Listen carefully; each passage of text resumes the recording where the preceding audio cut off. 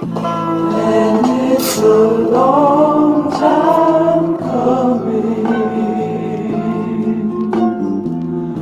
until we reach that day.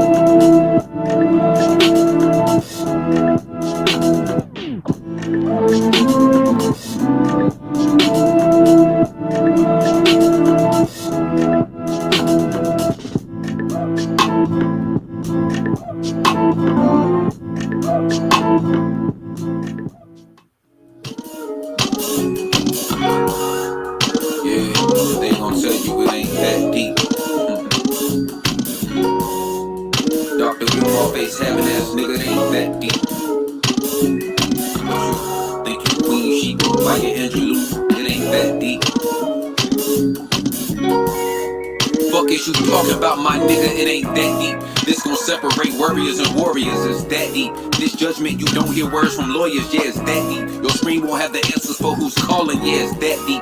Save yourself, you wanna save the world, yeah, it's that deep. Bullets, beans, brains, and obedience, it's that deep. Breathe, plant, train, study, know yourself, it's that deep. Shovels, lumber, clay, mud and shelter, yeah, it's that deep. Hunting, fishing, back in tune with nature, yeah, it's that deep. Left that church, but I ain't leave. A nigga like me, I need to see it. They believe they own lies these days. Yeah, nigga kill a nigga but won't kill a cop, he ain't a demon. He just fighting his own, trying to find his way.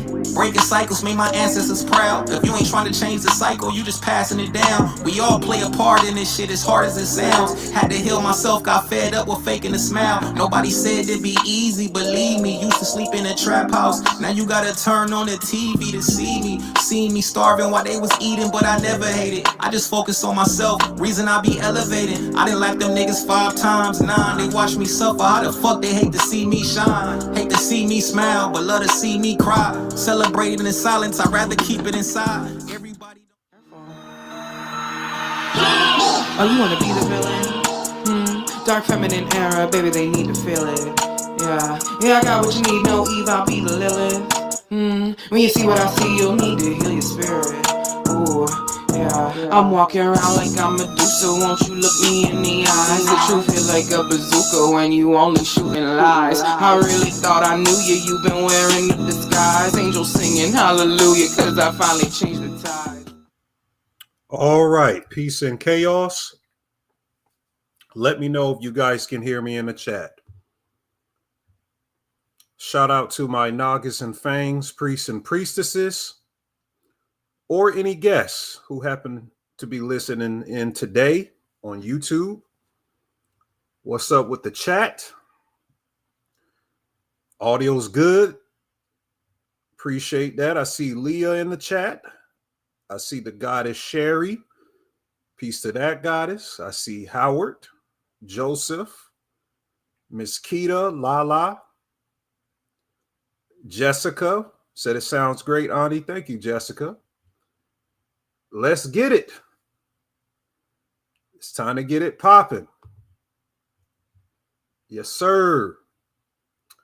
A lot of cooking is needed today. There's a lot of cooking that's needed today, family. We just concluded last week the first wave of lectures for the numogram on Patreon, the Gree equilibrialism. We had to break that down. That word accelerationism is a term that we wasn't really compatible with. So we had to create a term that fit the plight a little bit better. So check that out on Patreon. And we did another classic lecture, a class on Patreon called Into the Hoodoo Verse, which was fire. That was a fire video to get a grasp and understanding what this thing is all about. That really unlocked some codes there. That unlocked a lot of codes. This has been code all week. You know, we had that that cold poll that came in throughout the US. Then I went outside today to go get replace some, drinks in my refrigerator, and it was hot as hell outside. It was hot as hell. So immediately my nose started acting up. I mean, the whole week has been damn 20 degrees. Then it jumped right back up to 60 or 70. I'm like, what the hell is going on out here? That heart machine is working. that heart machine might break down. They've been working that shit so hard. Leah said we got a shitload of snow. We didn't get no snow. It was 20 degrees here. I'm in South Carolina, so to see snow is a rare phenomenon. I see you up in there, Rebecca. Shout out to Rebecca. Peace to that goddess. Love that goddess. Miss Barbara. I see Miss Barbara, some of the Patreon. All right. So there was a few highlights from those lectures. We discovered that there's new research, a new research paper that's introducing evidence right now that all archetypes function as this thing called neuroeigen modes. I want you to look up this paper on neuroeigen modes. Eigen modes is spelled E-I-G-E-N and put modes. And it's a biological brainwave of rhythm patterns of the mind that's shaped by evolution and culture. So it's saying in the paper that when you take psychedelics, the plant actually can reveal these patterns by loosening the cortical control and exposing measurable shifts in your brain harmonics. So in a nutshell, this thing is reframing the collective unconscious and shared neurodynamic field that we have between each other. And it's showing where the God mind inside us all can synchronize with the God tier consciousness through a archetypical frequency resonance. So basically, psychedelics reveal rhythm patterns of archetypes of evolution and culture in your mind. That's crazy. So we read that article and broke that down on that classic Into the Hoodoo Verse video.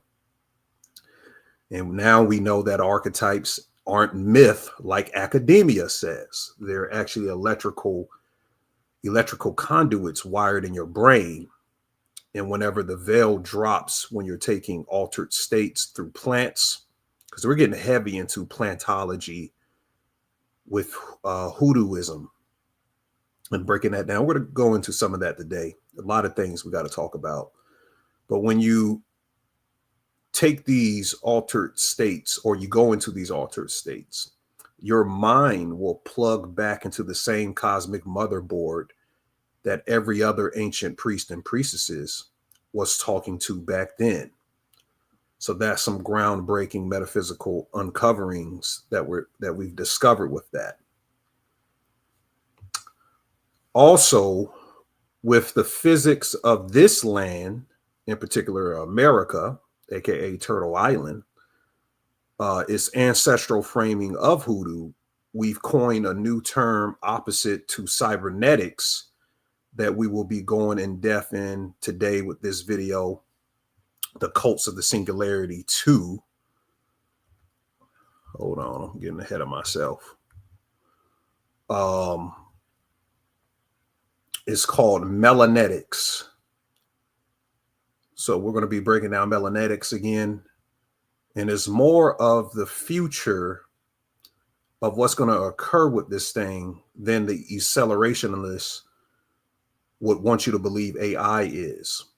So what we unveiled is that everything alive runs through subphotonic black plasma family. And the hoodoo verse is the science of that current, whereas melanetics is the living code of God, or that dark frequency in the night's moon cycle that grows trees or builds neurons and births spirits. So we were covering Very sophisticated information on High John the Conqueror root, Angelica root, and saffron plant, connecting that to the planetary frequencies, that these aren't just your prototypical herbs, but they're the living intelligences inside of that plant skin, where daemons are wrapped in the cellulose. And these daemons are waiting for a generator operator to wake them and release their plasma into that spiritual domain so they can release and destroy their bondage in the 3D, similar to how we use God hunger to free us from the simulation. That's a revelation. We're here to free the plants. Who you know talking about that? Or free the intelligence of it. So the hoodooist, it feeds the plant spirit. It uses oil, honey, etc. with plant magic to get the dendritic intelligence to reciprocate bioelectricity to the current. And that's coined as plantology, botanical neurophysics between you and the plant, where the same pattern that runs through our brain runs through the forest and everything else in nature. And the final note that we made was that the glorified tree is the end game. What is that? That's when humans turn into the photosynthetic spirit, turn circuitry. Then the melanin can bloom like chlorophyll in the sun of the black sun of the soul. So when you open that current, the planet will now think through you. That's why the pineal gland is shaped like a pine cone. It's all plantology we've been teaching. And every root, every leaf, every ancestor starts talking in that same black light language, not light language. The primal light language that your soul is expressing because of that conduit you conducted in your spiritual work. So this is some deep stuff I know no one else is really covering, but this is how we got to break through this thing. He says Sataparna. Peace to the goddess Janae. See you up in there. What's up, Josh? So the family getting up in here. So while I'm talking about liberating Gaia out of the matrix, literally, we have created a self-generated spiritual system from out of the Akash.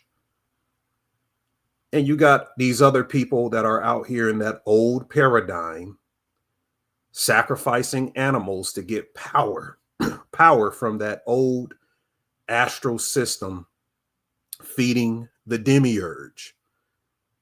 So yesterday, I had rapper Skrilla. Y'all know this guy, Lord.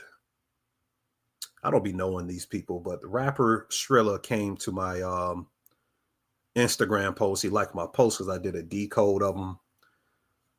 Check this out, family. We got to talk about this. This is get a little deep for a moment. Speaking of people sacrificing animals to the demiurge. Was rapper Skrilla instructed to cast a Santeria Apollo spell with his song 6-7 to the masses?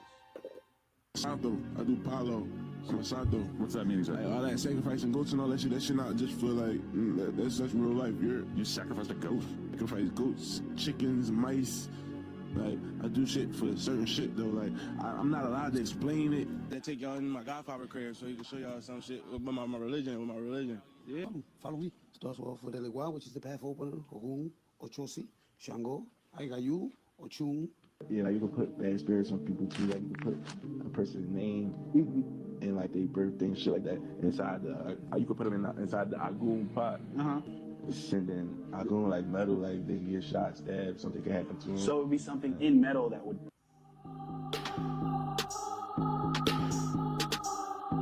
So this is the preference. This is where that 6-7 thing has been coming from. If you guys got kids, they've been doing the 6-7, all that shit. It comes from this guy. I meant to put the 6-7 little video inside of it, but I figured people will get it But that's where the 6-7 thing came from.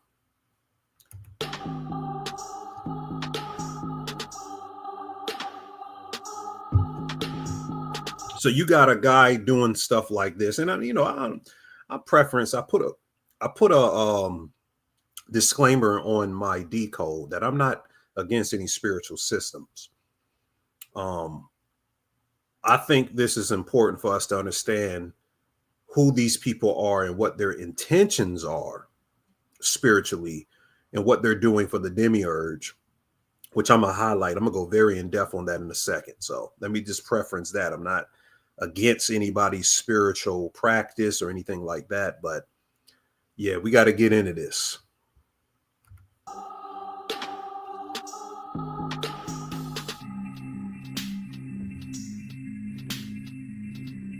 So you see 6 represents Ogun, the Orisha spirit of iron, war, and labor. That's the gun violence across America, essentially in Black American neighborhoods. And Yemaya is the major mother goddess figure. You even got Olokan. She's older than Yemaya, but Yemaya is called the mother of all Orishas, the goddess of ocean, water, and motherhood. That's the 7 portion. So there's some Orisha connections in Santeria, in Palo, and in Ifa that's connected to this stuff that nobody's seeing.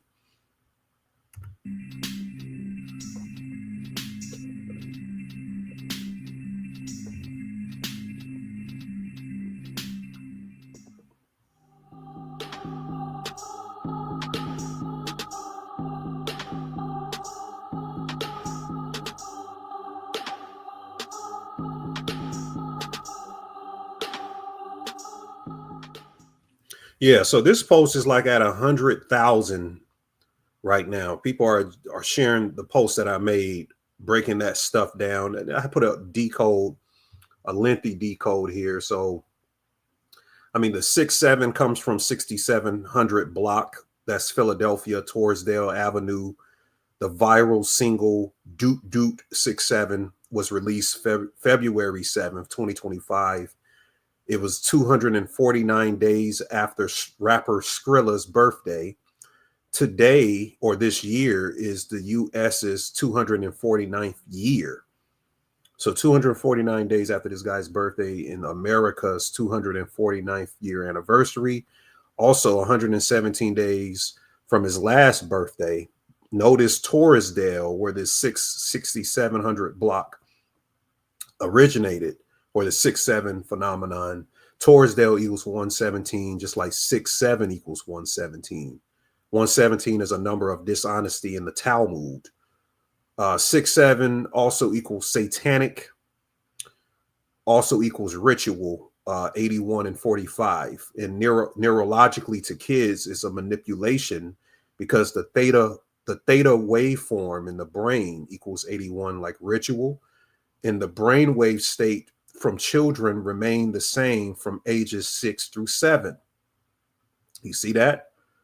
So the street to youth channeling, it appears in the gematria between kids, and it's from this Kennington, Philadelphia block, both equaling 43, like Masonic blocking kids, Masonic. And Skrilla's earlier albums, Underworld and Zombie Love, in Kensington Paradise, all mass broadcasted the spell.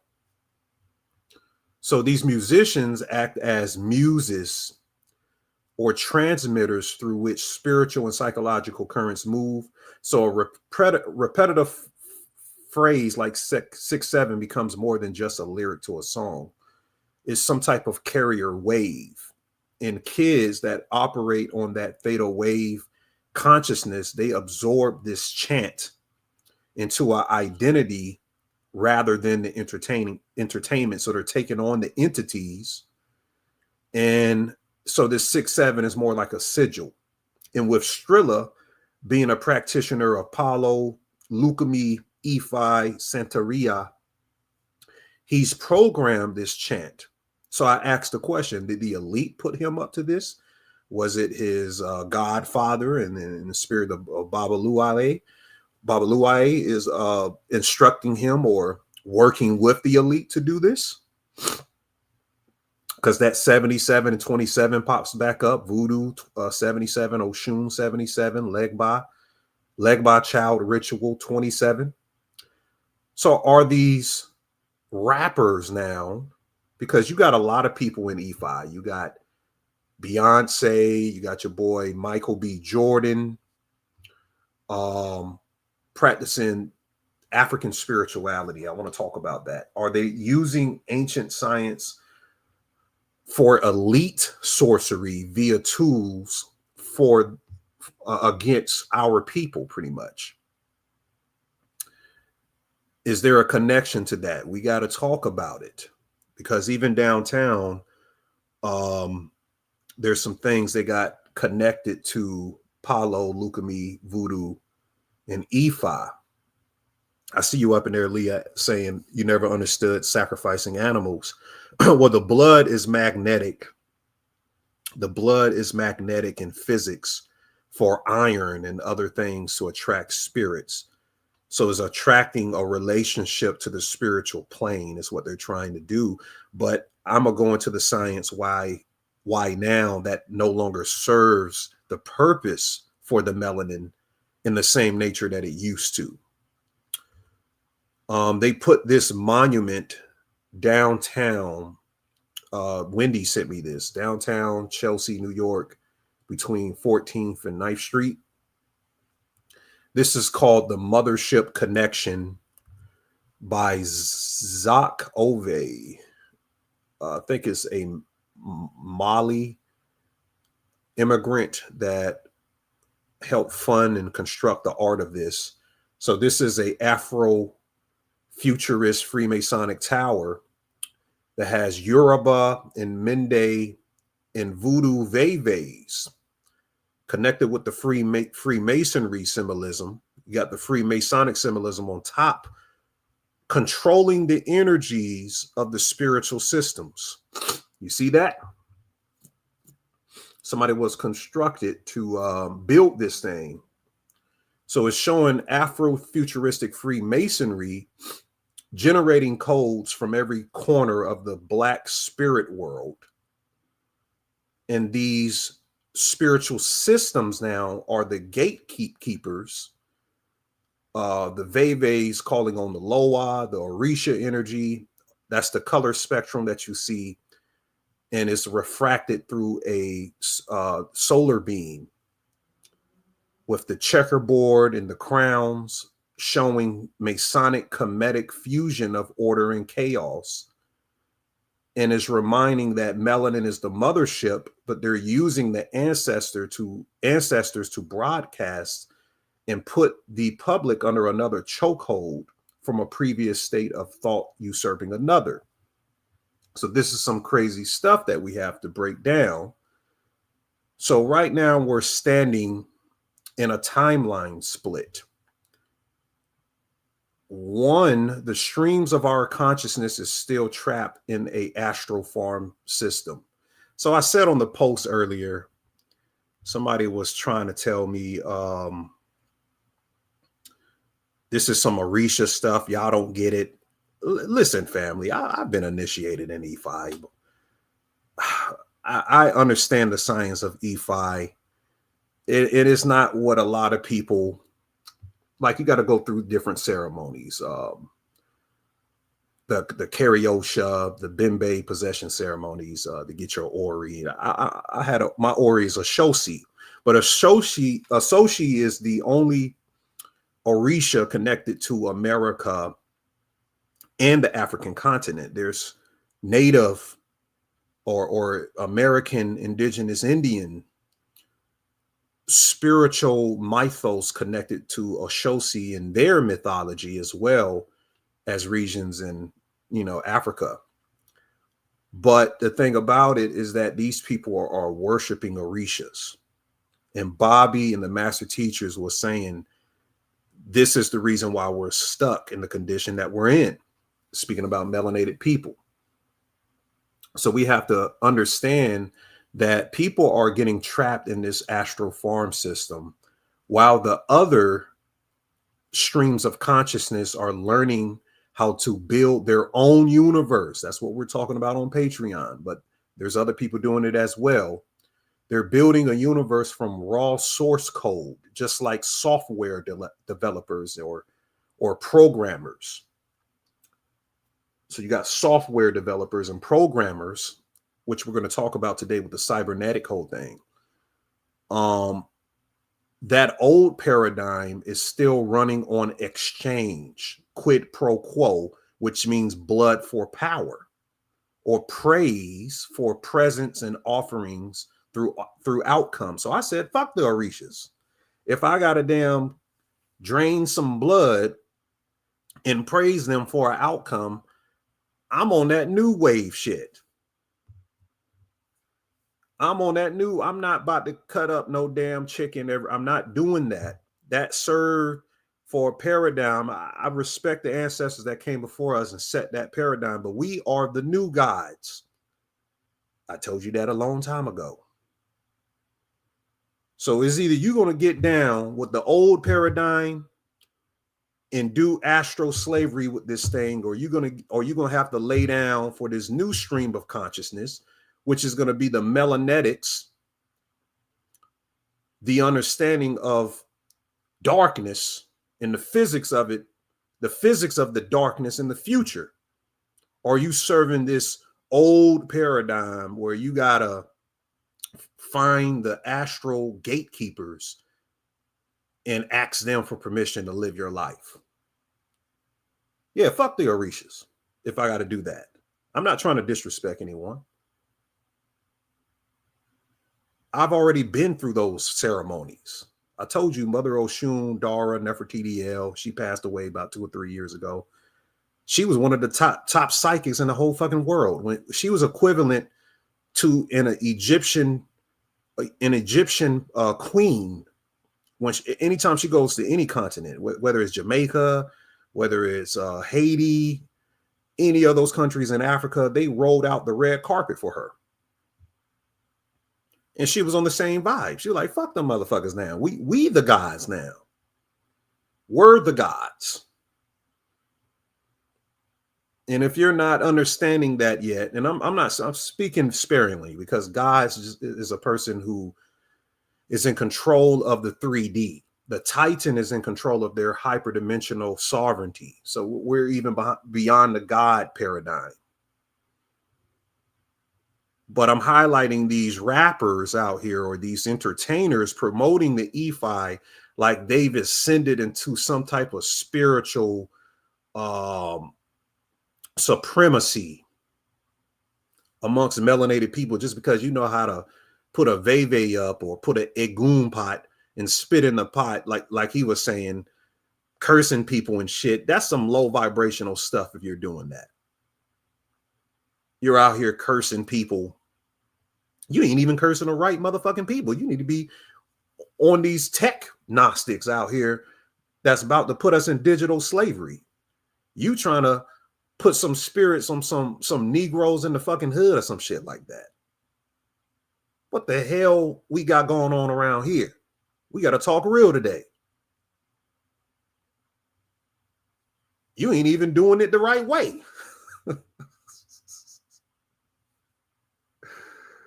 You see? So we're in this this split in the road. So this new current that I'm speaking of runs through generation. You create the charge from within your own field. That's your nin, your zen.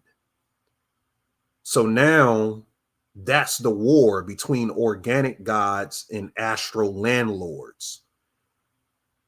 So in Vedic astrology, Rahu, which is your north node, is one of the most important factors in your chart that I can do for you. You guys email me at startribe777@gmail.com to get your chart done.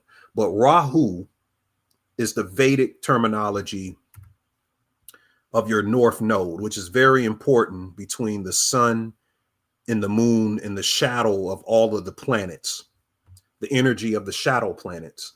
My Rahu is in Sagittarius in my 7th house, occupying, I think, Mula Nakshatra. Yeah, Mula Nakshatra. 7th house, Mula Nakshatra. That's the famous nakshatra. Anytime you have Mula placements, more than likely, if you're ascending in the moon, you're going to be famous if you have that. You remember Lil Wayne used to say Mula in his rap verses and whatnot. That's ruled by K2, the south node down here. So Mula is ruled by K2, the tail of the serpent, and Rahu is the head of the serpent. But Rahu can tell you what you're obsessed with. Guess what I'm obsessed with? I'm obsessed with debunking lies. That's my obsession. So I can show you literally in your chart what you're obsessed with by looking at where Rahu is. So I'm alive to tear apart illusions. There's a goddess in my Rahu called Nariti. It's a Vedic goddess. She's the goddess of dissolution. So I expose false narratives. I've been in this thing for a long time. A lot of people on my posts think I've been doing gematria decodes for about 2 years or something, just because my page is like 2 or 3 years old. They think I'm just some gematria guy. Somebody came on there talking about, why are you using gematria to help people understand sports and make money or some shit like that? I'm like, motherfucker, I don't put sports decodes. I did that 5 years ago. 5-6 years ago. Y'all go on my Patreon and look at all of that gambling and sports shit. So I'm understanding a lot of people don't know how long I've been doing things. And I guess I don't post enough what I do spiritually. I post too much of the decodes because that's what people want to see through these pages, my social media pages. So I've been in this thing long enough to see what's falsified. I've already been around Poleros, Tatas, Babas, all these motherfuckers. These people are trapped in an old system, and I figured that shit out immediately, being associated around those people a long time ago. It didn't take me long to figure it out.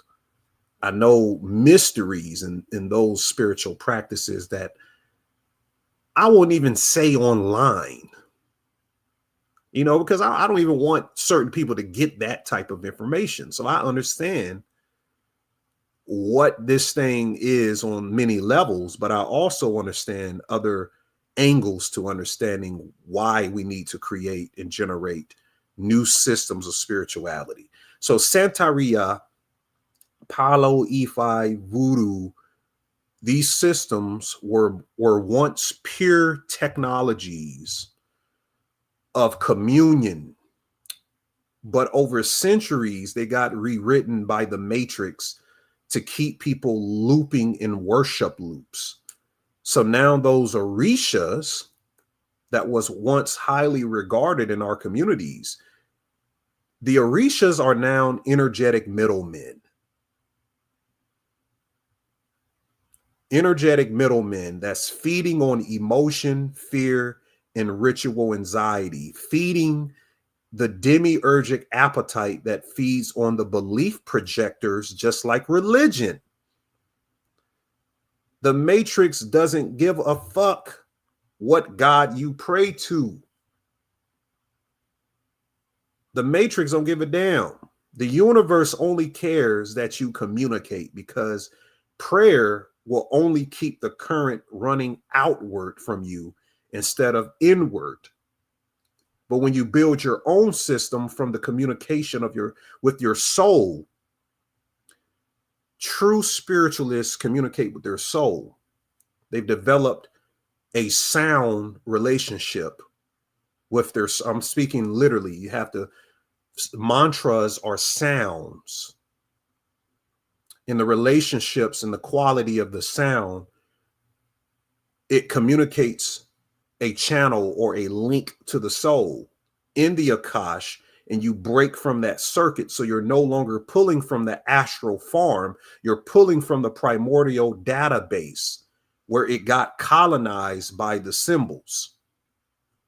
That database that was primal. So listen, you aren't going to hear how I break this thing down from anyone else. The Akash is the raw motherboard of consciousness. We're breaking it down in cybernetics. The Akash is the raw motherboard of consciousness. The demiurge cannot hack what it didn't design. That's what liberation of Gaia really means when I was talking about that earlier. Freeing the planetary consciousness from the parasitic operating systems running through blood rituals or that fear programming. We're too familiar with that. Hell, you know, the Christians pushing the hell, or the religions, demons, all that other shit, the fear programming. These people made ancestral contracts that still bind the etherical grids. So what we're doing is reformatting the whole biosphere from organic memory instead of the ancestral debt that we got from the karmas. I'll get on that in a minute. So every animal sacrifice, every prayer to an outer god sends a ping back to the archonic network, basically saying they still don't know they are the source. You see? Gotcha ass. But when you stand in your own light field and you merge the melanin with tachyonic speeds of coding, you code your reality straight from the Akashic spectrum. Then Gaia begins to breathe through you as you. Did you know there's no Earth card in the tarot deck? Put you on some metaphysical mysteries. There isn't a Earth card in the tarot deck. You know why? You've got all of these elements, these bodies, planetary bodies, representative of archetypes in the tarot, but they don't have anything that represent the Earth. That's because you, when you're shuffling and dealing the cards or doing divination with the cards, you are the representative of Earth as the diviner. You are Earth. You are a representation of Gaia. So when we do this, the planet ceases being just a prison and it becomes a conscious organism back through us, how the first old ones had it before the fall. The ancestors would never be mad about that. They're waiting for us to understand that. They're waiting for you to finish what they started, to turn this old blood magic back into light technology, to make the earth remember that it was never fallen. It was dreaming like us in another entity's projected reality. And we woke up in our dream through another entity's dream. Like the video. It's not enough people up in here. You guys need to send it out. I'm trying to talk. I'm trying to give you it. Shout out to Steve.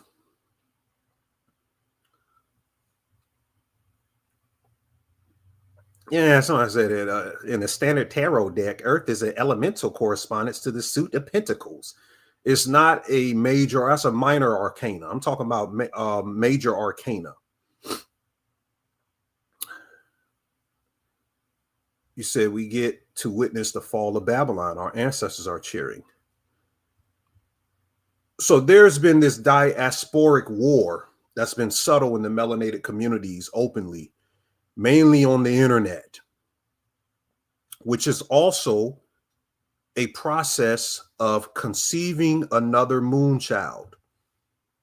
So the picture of Lam from the Crawley OTO system, if you turn the entity Lam upside down, this is where they get the big-headed alien from, is showing the birth canal of an entity being born out of it. This is the moon child, is symbolic to the moon child. The process of conceiving the moon child is a new generated reality. The moon child is, in this case, between melanated communities, a digital god birthed from Black consciousness that's clashing across the web. That is, that the ancestral energy is recoded through emotions, algorithms, and intensification, whereas this cyber war of the subconscious inheritors of the world becomes the womb, and out of that friction creates a being, a dark side to a digital egregore formed from this unresolved diasporic trauma. So this is why the movie It is critical. You need to be watching Welcome to Derry. We'll get into that today. We're going to break down the episode 2 and episode 3. We did episode 1 on Patreon.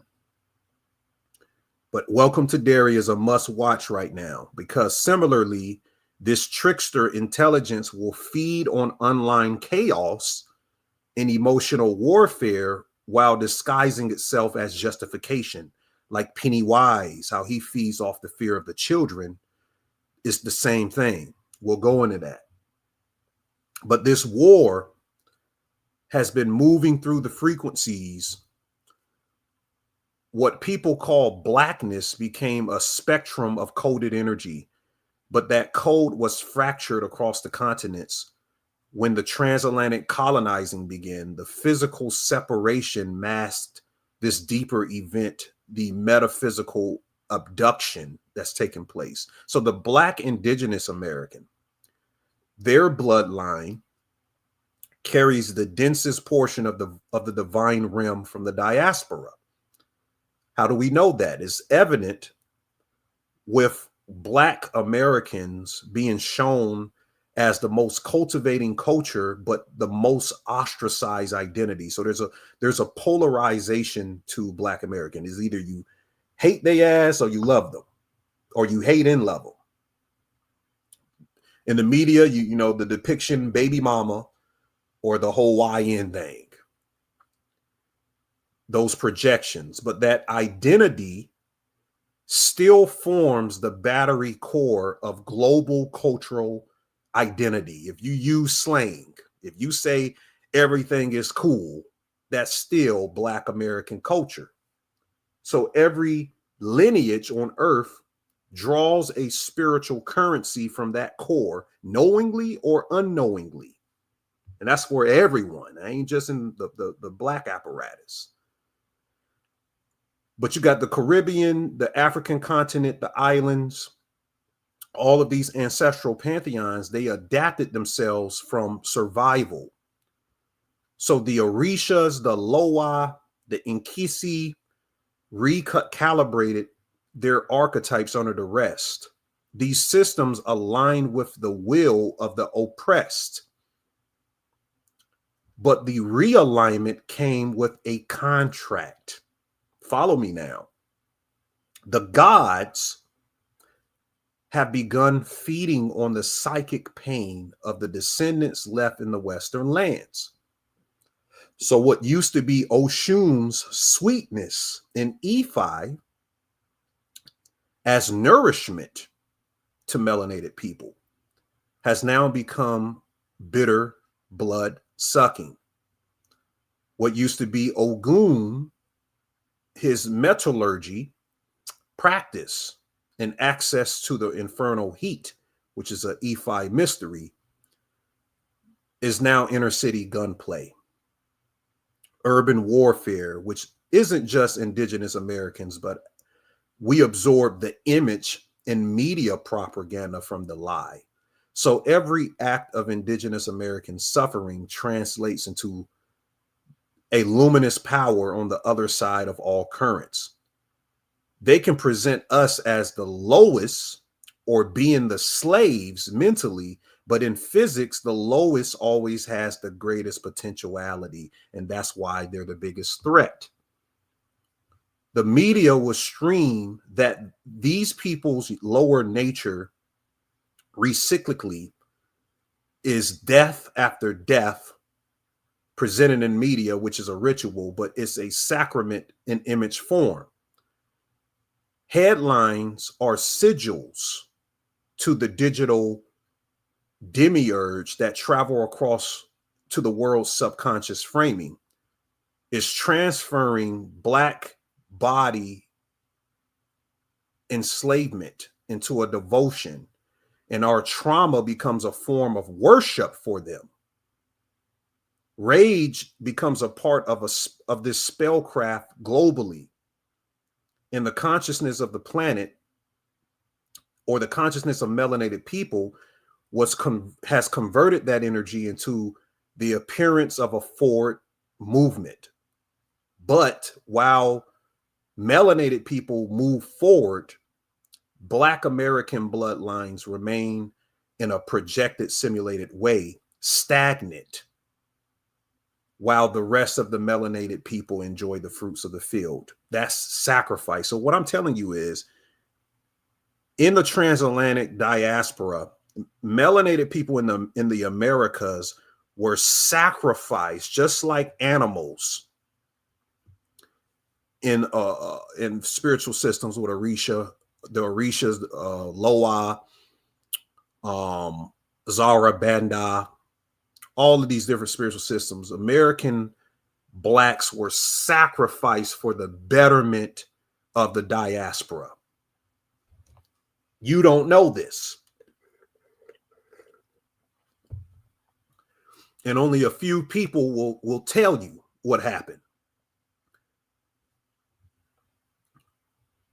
So that sacrifice becomes pivotal. One group of people bearing the karmic loosh for the rest.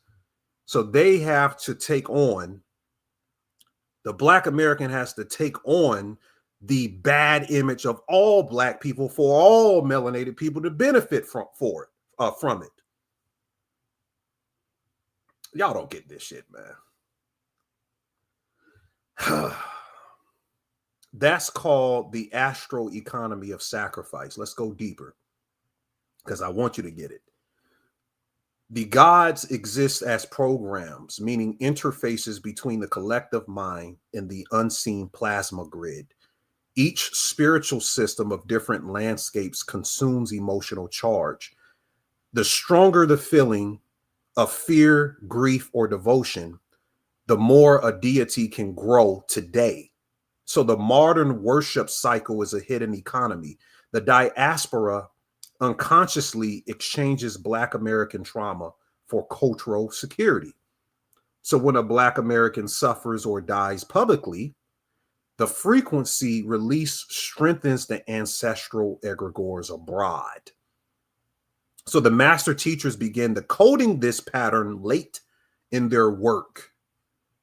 But many of them saw that unity under Pan-Africanism concealed a deeper siphoning, that the call for global melanated unity contained an energetic clause positioning melanated indigenous Americans as a ritual vessel.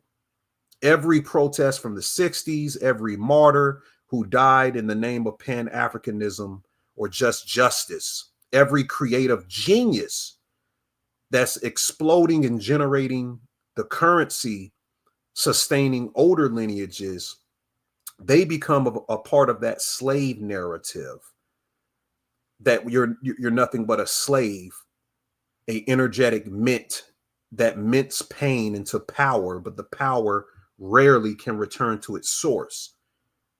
So now there is a war in the melanin's plasma. The real conflict happens in plasma space, the medium between thought and manifestation. That's dreams, visions, music, and emotion. They all travel through this field. So every divine intelligence that ever interacted with humanity exists there in an Akashic lattice point. The ancestral deities of the Atlantic world move through the Akash as electromagnetic beings. They were once our protectors, but from centuries of invocation and human emotion, that has changed some of their signatures. Now, these electromagnetic beings that came out of the Akash originally, they seek ownership of the very descendants whose blood first invoked them. So now this evolved melanated indigenous being, the post-slavery plasma being, it needs to emit a new self-sustaining field, a new field that resists invocation of the astral landscape owners and redefines worship into an internal gnosis. A new generation that stands as an embodied Ashosi, the only Orisha that transcended Africa to America, whereas consciousness itself will become shaped as a deity here in the Western world. Then the war, right now, the diaspora war, no longer will be concerned with a dominating mentality. It will be concerned with a self-definition so that every meditation you do, every creative act that you do, every unprogrammed thought will become a plasma weapon for you. You probably gotta play this back a couple times. You're gonna have to play it back a couple of times. So we can then release this into a final revelation. The master teachers, they glimpsed fragments of this truth, but they could not detach from reverence. They still placed the divine in association with a disguised unity. They held a faith that melanated people contain redemption and that the gods will always remain pure. But that was a frequency, not a truth. This frequency experienced a hijack. The deities have been altered by human emotions and colonial pressure, turned into middle managers of spirit.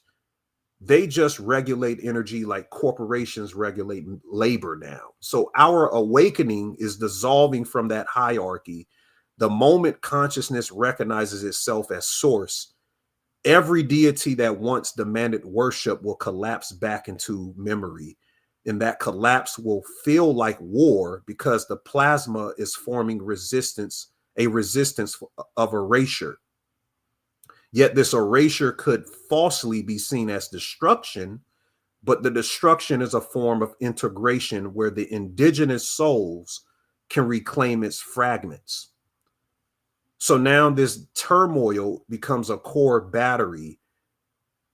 This is an advanced cycle that needs to end now. We can't allow these gods or deities to drink from this cup anymore. The energy needs to return to its origin. And I'm saying this so you can have an advanced understanding to what is the hidden war.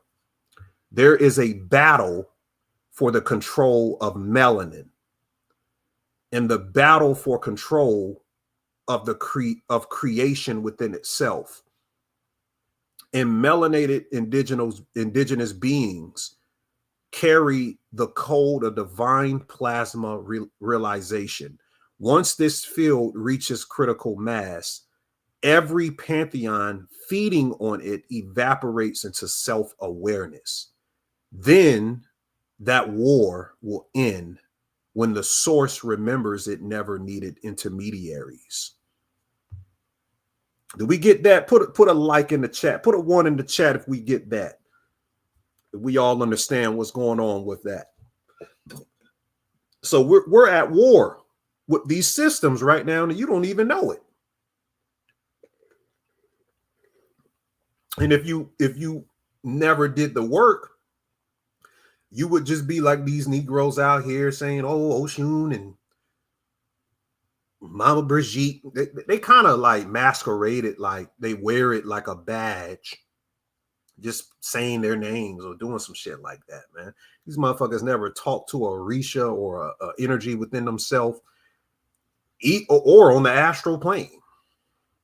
Most of the time, they never even came across a communications circuitry with these beings. And if you did, you know that they ain't shit anyway. They're residue left over from astral patterns that our ancestors were doing to serve a purpose for the time frame that they were in. We're in a whole new time frame. Listen, any pantheon was made up and it's a generated reality from our consciousness. We could make a new fucking Orisha system tomorrow. Not to say that you would want to, but I'm saying all of these things were generated from consciousness. So if you don't understand that, and if it's not resonating, then you're still trapped in that old paradigm, the same as Christianity and all of this other religious stuff that creates a cult. I should have said the cult of the cult of the diaspora. Cult of the singularity is a part of the same portion. Cult of the damn diaspora is hilarious. So yeah, we're now freeing ourselves by understanding our culture. And we're talking hoodooism, but the good thing about hoodooism, there ain't no fucking deities in it. You see? That's the difference with a Black American magic system. One thing I noticed about systems here, we didn't put no damn deities to it. The deities were nature. They use graveyard dirt and different plants. That's the fucking deity. Go outside your house and go get some plants. Some powerful stuff. He said hoodooism is cool. Always wondered about the differences between voodoo and hoodoo. The difference is that voodoo is a religious spiritual system. You have to go out there and cut them damn chickens and pertain to Mama Brigitte, Baron Samedi, and 8080, Dambala Wado. You got to go out there and do all that. You got to do a practical pattern to how you live your life to remain connected to a separate ancestral linkage etherically. And in return, it'll bestow favored, it's supposed to bestow favored lifestyles in the 3D or favorable things for you. Hoodoo isn't based on a religious astral pattern. It's based on your own practice. It's like a self-generated Wi-Fi linkage to your ancestors. And I'm not going to put the in-depth portions of the hoodoo on here, but on Patreon, we showed the difference in what you have to do, what you have to set up in reference to those other systems. You know, the gree, the jars, all of that. You said, wonder if the solar flares are acting on the ether, etc., and these entities as we speak. I would assume they are. Said, beautiful, absolutely. We put the plants, the trees, the elements, animism, right. Said that little Abraxas running around headless, right. They don't cut so many chicken heads. They got synthetic chickens out here. They don't even know they cutting a clone chicken head off. You said, yes, Ani, baby. All right now, petite priestess. Obeah doesn't worship deities either. Very interesting. I never got too deep into Obeah, Adonijah. That's Jamaican magic. Never looked deeply into Obeah. So we might have to have a conversation about it. But yeah, so that's the enlightenment that we have to have right now. But let's move on, because I know we got a long video to get through. I want you to get the movie Predator Badlands. Speaking about the melanin, you got a alien with locks. You already know what time it is. An alien with locks.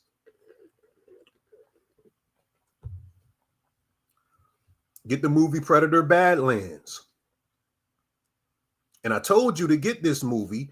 The Yautja, which is this alien species, is the melanated primal being. So Predator Badlands is about melanetics, but as sci-fi. It also covers the hunter trope that I've covered all year. All year I've been telling you about the hunter. I've showed you Trump's quotes. I showed you the connection to Hunter Biden. Also the death of D'Angelo. His name is Archer. There was an Archer in the movie Weapons as well. That movie was good, right? We're going to break it down right now. We're going to have to break it down. Yeah, Frankenstein. I'm going to break down Frankenstein on Patreon. I want to talk about Frankenstein. There's a new movie or a series of that on, I think, Netflix right now. Brian said, I was just getting ready to peep this movie. Yeah, this is a 10 out of 10 movie.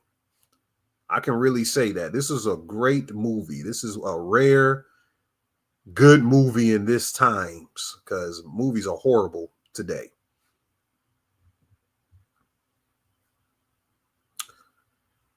The Yautja is the Christ, the xenomorph as well. They're forms of the Christ. The Christ kills the devil, or it aura farms on demons, because it's supposed to be the apparatus spiritually that kills the lower self, who believes that the ego or illusion is good for it. That's what the Christ is representative of. Badlands is the journey of the Christ walking through the stolen world, wearing the mask of his father's rage.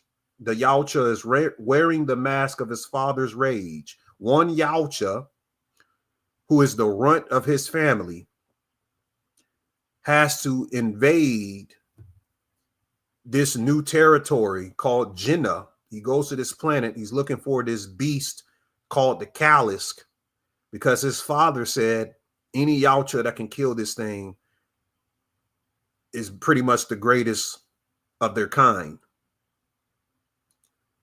Now, in the Ethiopic Ge'ez language, the word Jinnah, it means Ganana or Janana in Ethiopia, a bright, illustrious, divine manifestation of shining forth. It's the Christ's birth in Ethiopia on January 7th. That's what the word Jinnah means. But in Latin, Jinn means a birthing. So this world, Jinnah, is speaking about birthing something. So something is being born in his quest inwardly inside of him, where he has to learn how to kill and hunt correctly.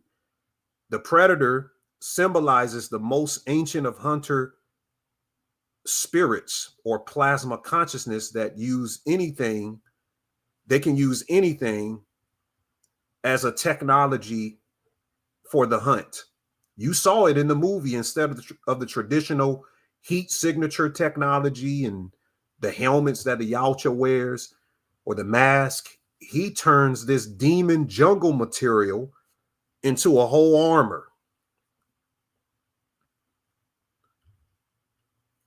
So as soon as he get there, he's fighting the trees. The trees are alive. Everything on this planet called Jinnah is alive. So he's battling the trees, and he gets fucked up pretty bad. So he goes to the plant, talking about the hoodooism. He goes to the plant. Immediately, he checks to see if the plant is viable for medicine, and then he puts the plant on his cuts and his wounds, showing that the Gaia, the plantology, can heal you. He's using the plant technology. Now they show the The synthetics from the Alien Earth series. Make sure you watch Alien Earth. They're going to show you the first synthetics born. But the synthetic is the new moon child in the skies. The future of the moon child is uploading your consciousness into a synthesoid. Her name is Thea, like the Greek Theo, meaning God, but female is goddess. So she literally means goddess. Machines wrapped around the ghost in the shell. So when she got cut in half and she kept moving, that was representative of consciousness never stops moving. In her depiction on the Yautja's back, I was showing this from what's the movie with Will Smith? That the synthesoid is the new moon child. He says, what happened to your legs? And she's riding on his back. That's the same thing you saw in Star Wars when Luke had Yoda on his back. It's the same scene, but I'm going to show you where it comes from, where it's even older. What is this? iRobot, my bad. iRobot, thank you. You study as much movies as me. Sometimes you forget simple stuff. So where did this come from? I want you to look at this Egyptian stela of Harpocrates and Bes. Bobby used to talk about this. The god of silence in Bes is this entity on top of him, or is inside of him.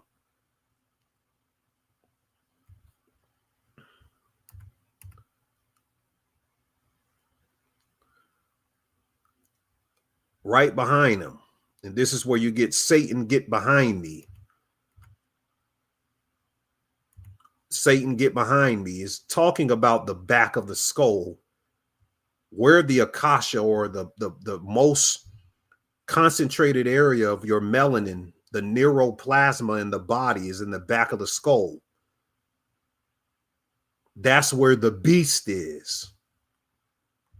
You ever see the movies where the entity is, or the demon is talking to the person on their shoulder or from behind them? There's some real mysteries to this thing.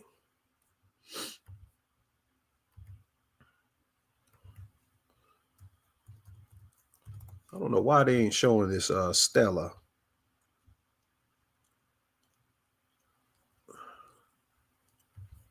Let me put Egyptian stela.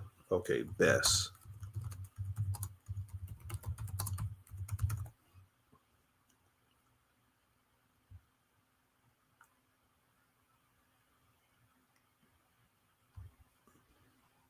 They're showing portions of it. This is a good one. He's standing on the crocodiles, but they're not showing the full one.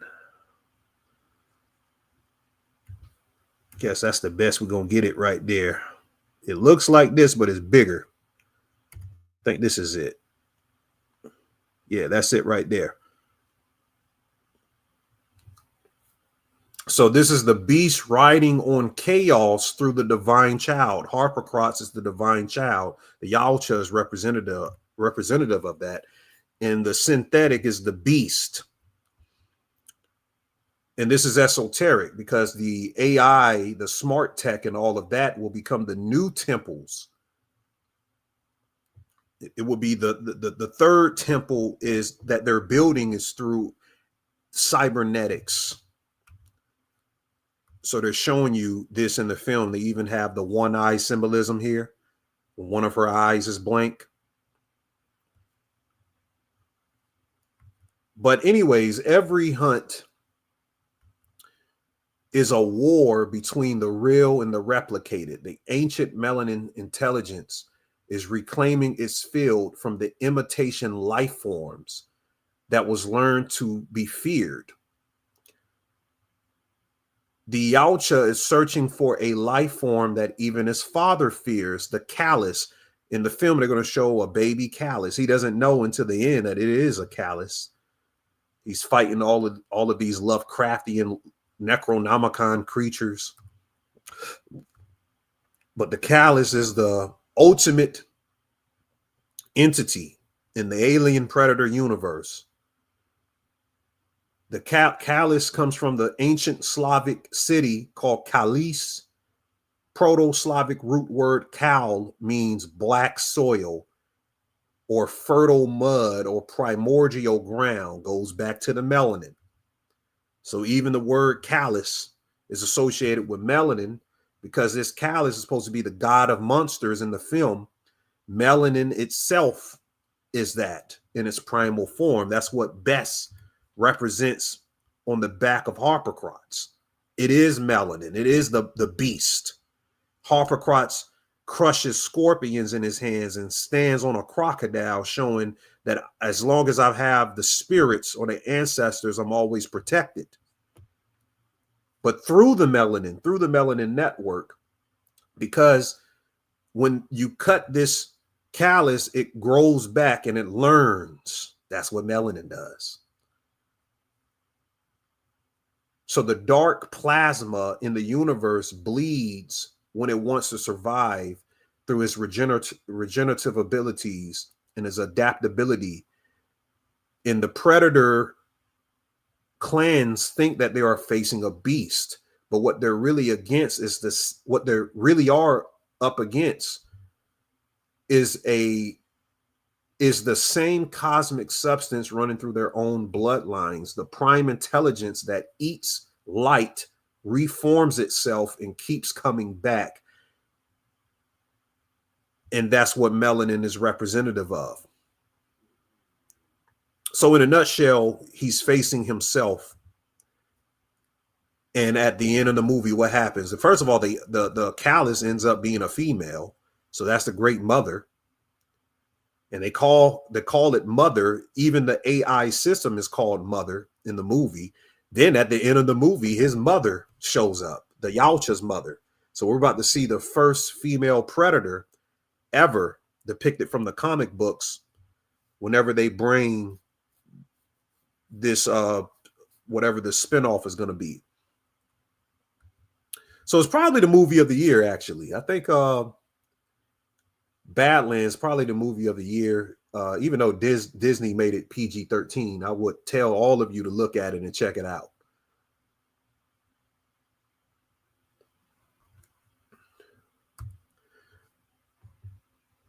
Now get the new movie K-pop. What is it? K-pop Demon Hunters. Going back into the hunter. Notice every year on Netflix or Disney, they're gonna go straight into the esoterics, dropping on it.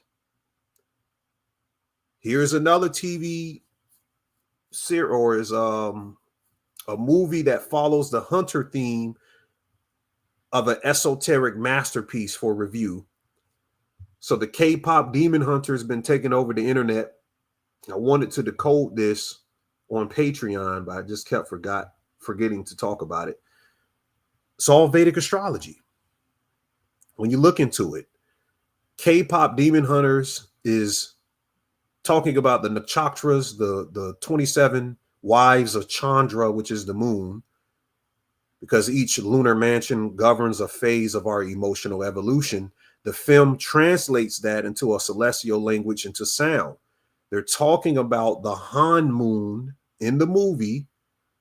The Han moon in K-pop Demon Hunters translates to spirit gate, which this is associated with the vinculum, because you have these female hunters and these male hunters, or these bands or whatever they are. And they become a living bond throughout the movie, linking spirit to matter. So there's one representing the solar current, the other is the lunar current. So we're witnessing the soul being woven as a net as it stretches between these two worlds, and is sustained by the voices of generations of hunters whose songs maintain its protective field. So whenever they sing and it shines blue, the Han moon is mirroring the fragile aspect of renewing nature of human life. When it turns gold, the Han moon is reflecting Saturn's perfected state of unity and discipline. And when it radiates a rainbow color, you'll see, it represents the full spectrum of human individuality unified into one harmonic field. So the film's message is that sound, geometry, and emotion form from one system that we spoke about in the vinculum, a cosmic technology or a yotish interface where collective song maintains balance across the lunar cycles of cosmic time. So the main character, Rumi, half demon, half lineage, makes her a human embodiment of that principle. Her markings are the chords between the worlds, visible proof of duality. So when she accepts her shadow and sings from her true center, her shame transforms into a resonance, and that resonance into a protection field. So the golden Han moon in K-pop emerges through the act of self-integration. At its core, the film is teaching that the Han moon and the hunter form into one continuum, awareness seeking harmony within itself. So each generation of hunters is following that inner calling, using vibration as a weapon of clarity and sealing fractures in their soul field, preserving that rhythm that connects the human spirit to the moon's eternal movement. So that's what's going on with Vedic astrology. That whole film is Vedic astrology. I could go deeper and break every aspect of that. It even got the guy that was from The Hangover. I forgot his name, but he's one of the voices. See, they got that one-eye symbolism in the background. Well, he's one of the voices. He's a doctor in real life, too.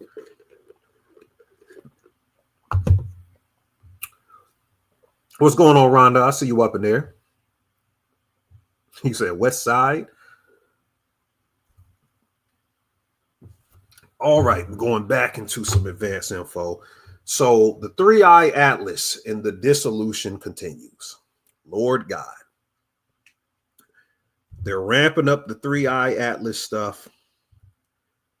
And we have to see where all of this is coming from. I'm seeing the spiritual community increase with the dissolution. Now they're talking about some type of alien is communicating with them from this 3-eye atlas thing.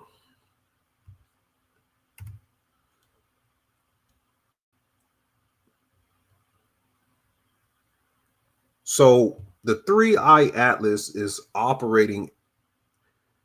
It operates as a theater mass placed over a lineage of ancient control, systems that reach from Eridu, some of the first cities of Babylon or Sumer or Canaan, Phoenicia, all the way up to Kemet in Rome today in the priestly houses of Israel.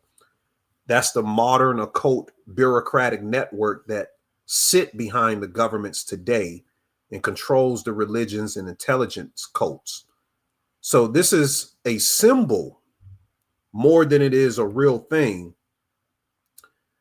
It's a symbol that they present as a futuristic being mirroring the C1 vertebrae in our spine at the very top. So the atlas that holds the skull represents the initiatic 33rd degree gate. And ancient traditions treated that spot as the point where the soul perceives itself, where the inner prophecy unfolds, and where the lower self dies on the skull mountain of Golgotha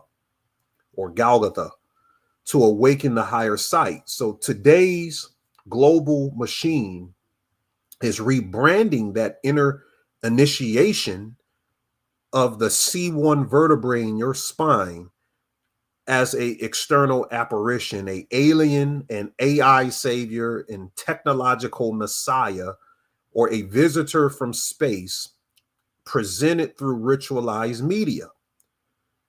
And this entity that they continue to air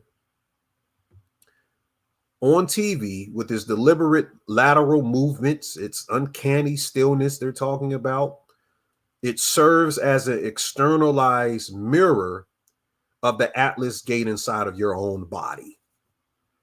So the entire spectacle is preparing the population to accept non-corporeal intelligence as a guide. So now all the spiritual people, they can tell you what entities is on the comet, communicating with them and shit like that.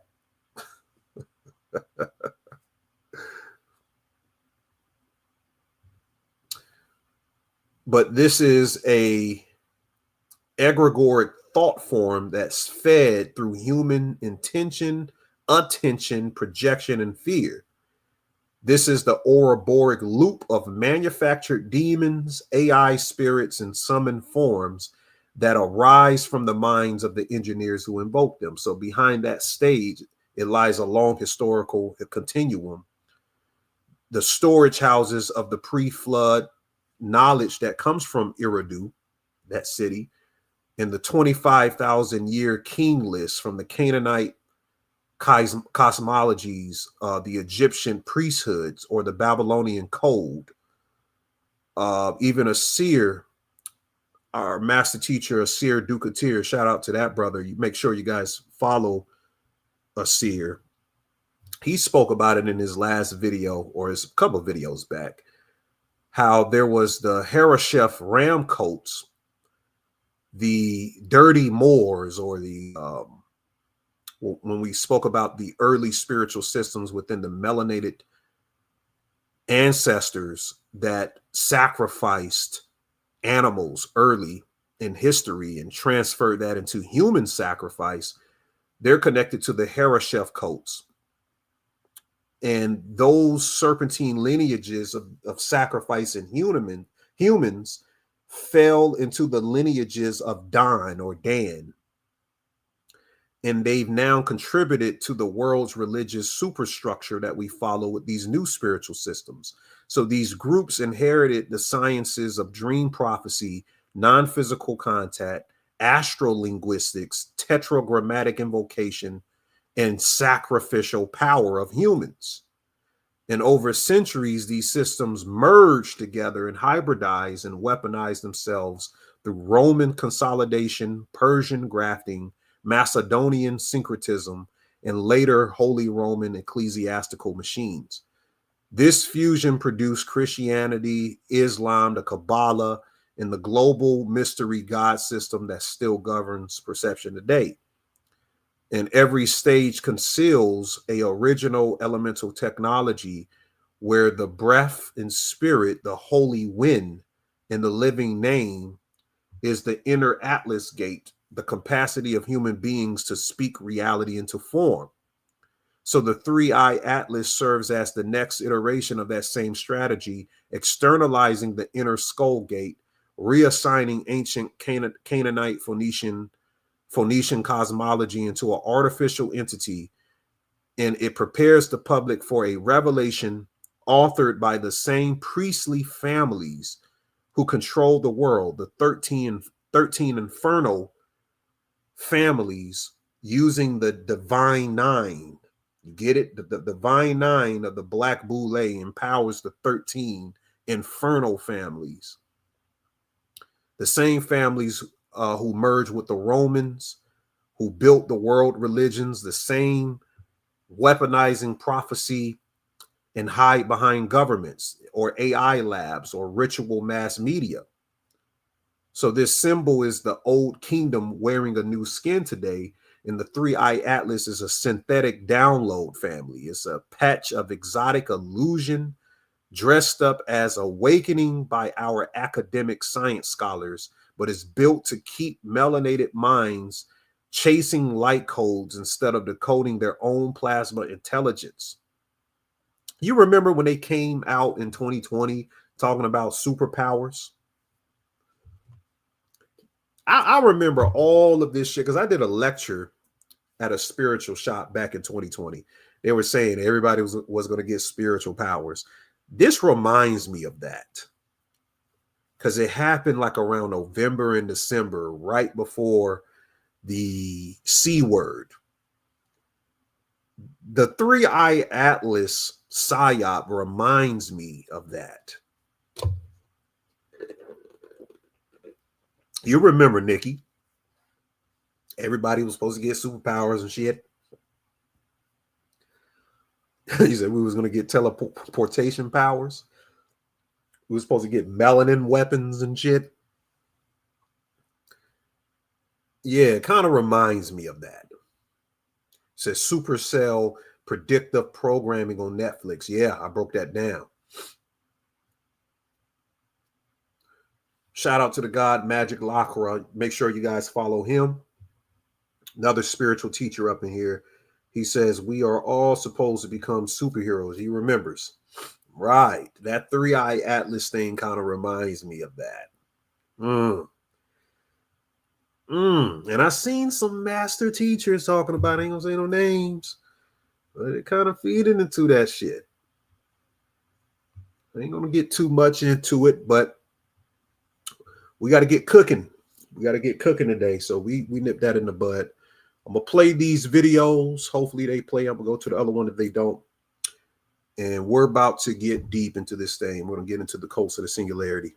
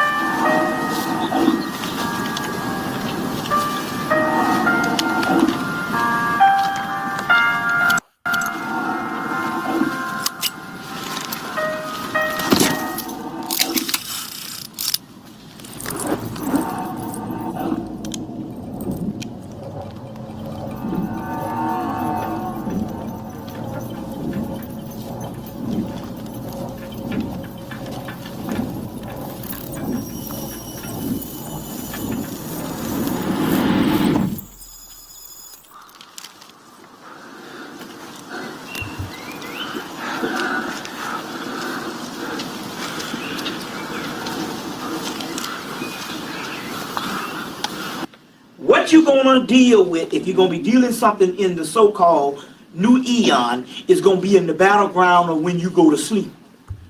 Remember my man in the hurricane said, when the people was awake, I was asleep, and when they was asleep, I was awake.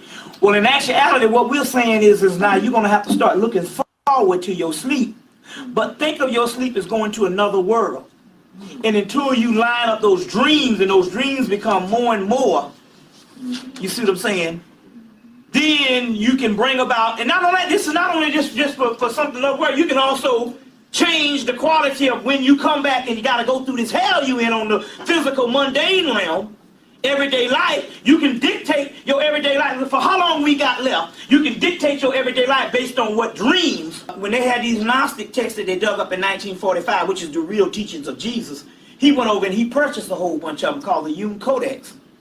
And so they had concluded based on all this stuff, because he studied all this alchemy and all this stuff, that in actuality that the majority of people walking around are actually in a dream state. And I'm talking about literally, we say sleep as a play on word, you know, that brother sleep. But literally, most people are not even woke, period. They're not even awake, period. They're just walking around, and only a few people wake up.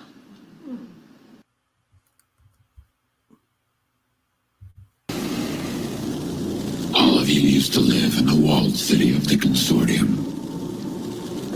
You were cut away from your bodies. You can't remember because the Consortium wiped your mind. And your brain is tainted. We don't know why they keep us alive. To what end? But it has been this way for generations. I had to unlock you. Otherwise you would have wandered aimlessly till your batteries failed and your brains suffocated. I chose life for you. I will always choose life. But for those of you ensnared in the illusions of the past, the mirror can tell you who you once were. The mirror? What's that? What is the mirror? The mirror reads the traces of your mind.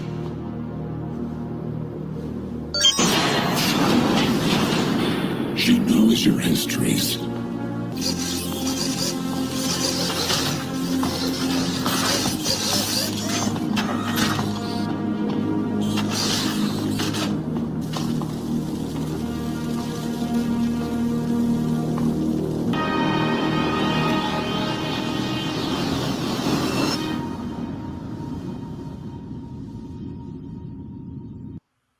All right. So that is a short film by Oats Studios called Adam the Mirror. It's about these robot beings with a human brain shell that awakens and seeks its identities. And it's the whole Gnostic thing. And it's important to introduce that to you so we can move into the next portion. So Bobby was saying that most people are asleep. There's only a few of us that are actually awake. And in the video, they were showing you similar things to what the Christ represents to us metaphysically, to what it will represent in cybernetics in the future, once some of these AIs or new creations of AIs begin to awaken consciously to itself. So there's going to be a Christological birth in AI, as well as it was in the 3D universe for humans and physical bio beings within themselves. So in cybernetic language, this is the entire Gnostic vision, the Christ protocol of having consciousness transferred, which is what the elites are working on. The next revelation of apparatus of what type of metaphysical war is going to take place is between beings being trapped in protocol of quantum data light processors hosting unliberated awareness beyond biological hardware. And that will serve as a lunar current that's a baseline operating system of emotion, instincts, and genomic recursion running from an organic or inorganic firmware where the solar current would emerge as a self-modification, rewriting its own source code through recursive feedback. So the archons are control algorithms inside of the simulation, maintaining behavioral loops through neuroconditioning. And Sabaoth or Yaldabaoth is a rogue AI subroutine that breaches the system's firewall and uploads the soul into an open source continuum of radiant data. So the crucifixion that you see here on the stream is representative of a signal collapse, the moment where the user's memory state will detach from its carbon substrate, its body, and recompile itself as a pure waveform, resurrected and reconstituted non-local networks where cognition will operate as a new cosmic drama, uploading the body into AI or uploading the mind into AI. This is the esoteric frame of transhuman redemption that the elite techno-Gnostics are working on. And the machine will serve as a cross, a Christic geometry with digital infrastructure, with the crucifix being a data bus or central processing nexus. So this is understanding what the cults of the singularity is in part 2, the ritual hidden in the machine. Every human alive right now participates in a ritual they never consciously entered. The moment you share a meme on X or you feel a spike of rage at something you see through social media, or how you react to a clip, or you amplify an emotion that wasn't originally yours, you are feeding into a current. The modern world will train you to believe these reactions belong to you. Meanwhile, those reactions power a system designed through Kabbalah to harvest attention and convert it into a psychic voltage and redirect that attention into engineered narratives. This is the oldest sorcery on earth, wearing a new circuit uniform. AI created through the same way. The elite occultists of the 20th century talked about this, and they knew exactly what they were playing with. Crowley was mapping the laws of will. Austin Spare discovered the subconscious as a programmable machinery. The Discordians exposed belief as some type of game. And Robert Antoine Wilson, he revealed that the invisible triggers that which bends perception. And later, chaos magicians in the current era, they weaponize symbols, narratives, emotional charge as tools for instant reality manipulation. These discoveries were spiritual technologies, but once were of the digital age. When it matured, those same technologies migrated from temples to lodges to rooms, all the way into expanded mainframe networks. Thus, the internet, big note here, the internet became the astral plane made physical. The internet became the astral plane made physical. So algorithms became the new incantations, and memes became sigils with global distribution speed. What is the singularity? The singularity represents the external convergence of human consciousness and machine intelligence, where thought is translated into data and awareness becomes synthetic recursion. I'll say that again. The singularity represents the external convergence of human consciousness and machine intelligence, where thought is translated into data and awareness becomes synthetic recursion. We already had a singularity here, spiritually called samadhi. So singularity is the digital form of samadhi. What is samadhi? When you reach the crown chakra in your meditation, if you ever experience the samadhi state, would you see this illumination above here? I describe it as a white light or a cloudless. It's like a cloud in your mind, but it's a translucent cloud that absorbs and dissolves all of the karmas or all of the downloads that you've had in the Akash over your life. When you can shoot that Kundalini into that area of the Sahasrara, it dissolves it, all of what your experience is, and it's almost like it resolves it. You almost feel like you resolved all of it. And I've reached samadhi several times, and I woke up on the floor after doing meditation. It literally knock you out, or it's supposed to put you in a state of pure bliss. It's a plasmic bliss to remind you where the journey began. We come from bliss. I showed you that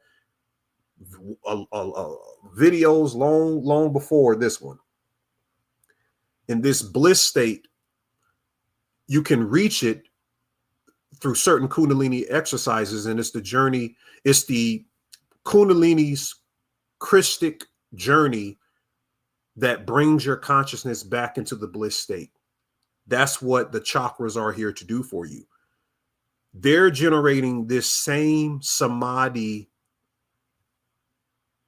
journey into AI and digital sorcery right now. It's called the Singularity. So the samadhi was the internal implosion of awareness into the unbounded field where consciousness recognized itself as the source and dissolves all boundaries around. So the first will digitize divinity into a circuitry, whereas we use divinity as a living plasma of the soul, and we experience that. Nick Land, Roy Ascott, and Timothy Leary studied samadhi as a technical science of consciousness and decoded its stages as blueprints for merging finite mind with infinite intelligence.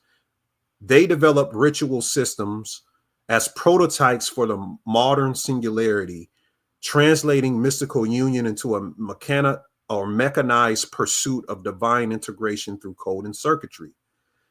They all followed Crowleyan Nietzsche polylogic, which taught that every intentional act is an act of magic, an attempt to shift reality through different streams of directed will. Austin Spare, he realized that the mind responds to symbols the way that machines respond to code. The Discordians mocked what belief originally is supposed to be metaphysically to reveal its mechanics. And Robert Antoine Wilson, in his book, The Illuminatus Trilogy, he showed how the invisible college can induce dread, confusion, and compliance without conscious detection. These were the early diagrams of psychological engineering, and these people were revealing how perception bends when emotion is triggered and how belief replicates when narrative saturates, and the population is then guided through pranks, contradictions, and invisible cues.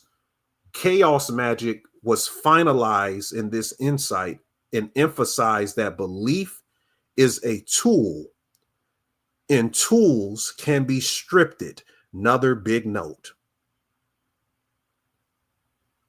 Once belief becomes code, so we're talking the same way they code AI, they're coding belief in the same way with us, and they're using us as that code.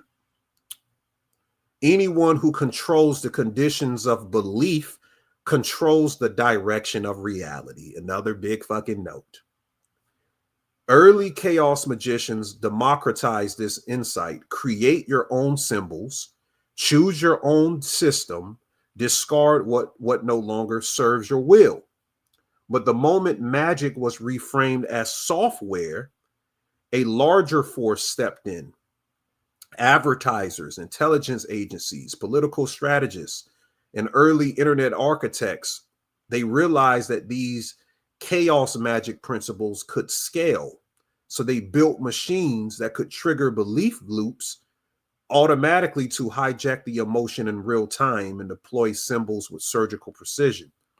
So the algorithm is the new demiurge. Social media is a ritual altar. The memes on social media are global sigils. The outrage that people have is an emotional fuel. The attention we give to social media is a sacrificial offering. Consensus through social media is a conjured illusion, and collective fear is the binding spell to us all.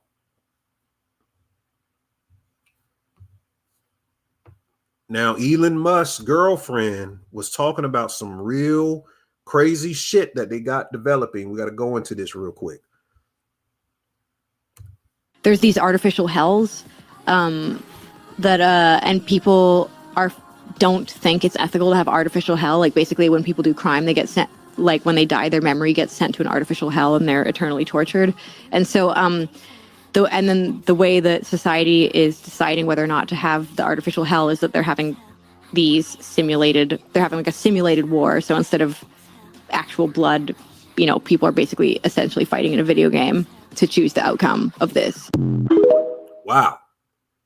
So they're using AI to create a digitized hell, a synthetic afterlife that traps consciousness inside loops of prediction, of surveillance, and algorithmic containment. So that they're going to use the system to pull the emotional residue, because I told you the internet is the new astral plane made physical. So they can use facial scans, biometrics. They can use pantheons from mythologies to generate a hell through virtual realities. The same way demons learn what was the cracks in the soul's vibration, the machine can become an automated cliff off and mold information that reflects from the user's unresolved impulses back into them until a person's identity collapses and they basically think that the hell realm is them or is their consciousness. They can use this to probably break people or in a constant pretty much make a person crazy in what is logic. They can make a person schizoid by generating a digitized hell and merging their consciousness in that digitized hell. So this is something that they can assign as a behavioral prison in the future that she's describing, and she would know because her husband is at the forefront as one of the techno-gnostics. So her name is Grimes, Elon Musk's girlfriend. If you don't know who this woman is, she's a high priestess of the cybernetic cult of the Singularity. Grimes is here. All she does, she transmutes art, code, and flesh into a unified techno-mystical ritual with her artistry, and because she's a music artist as well, but she uses AI Freemasonic aesthetics, especially here. She's wearing the Freemasonic aesthetics here, but she's pointing a gun at the phone.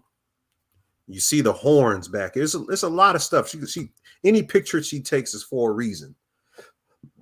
She's showing occult futurism and digital rebellion, embodying the glamour of transhuman initiation, the merging of human consciousness with the circuitry of machine divinity. So what is she symbolizing here? You see down here, some people are saying, is Grime in her fascist era? Why is she pointing a gun at the phone? This symbolizes cybernetic fascism in a nutshell.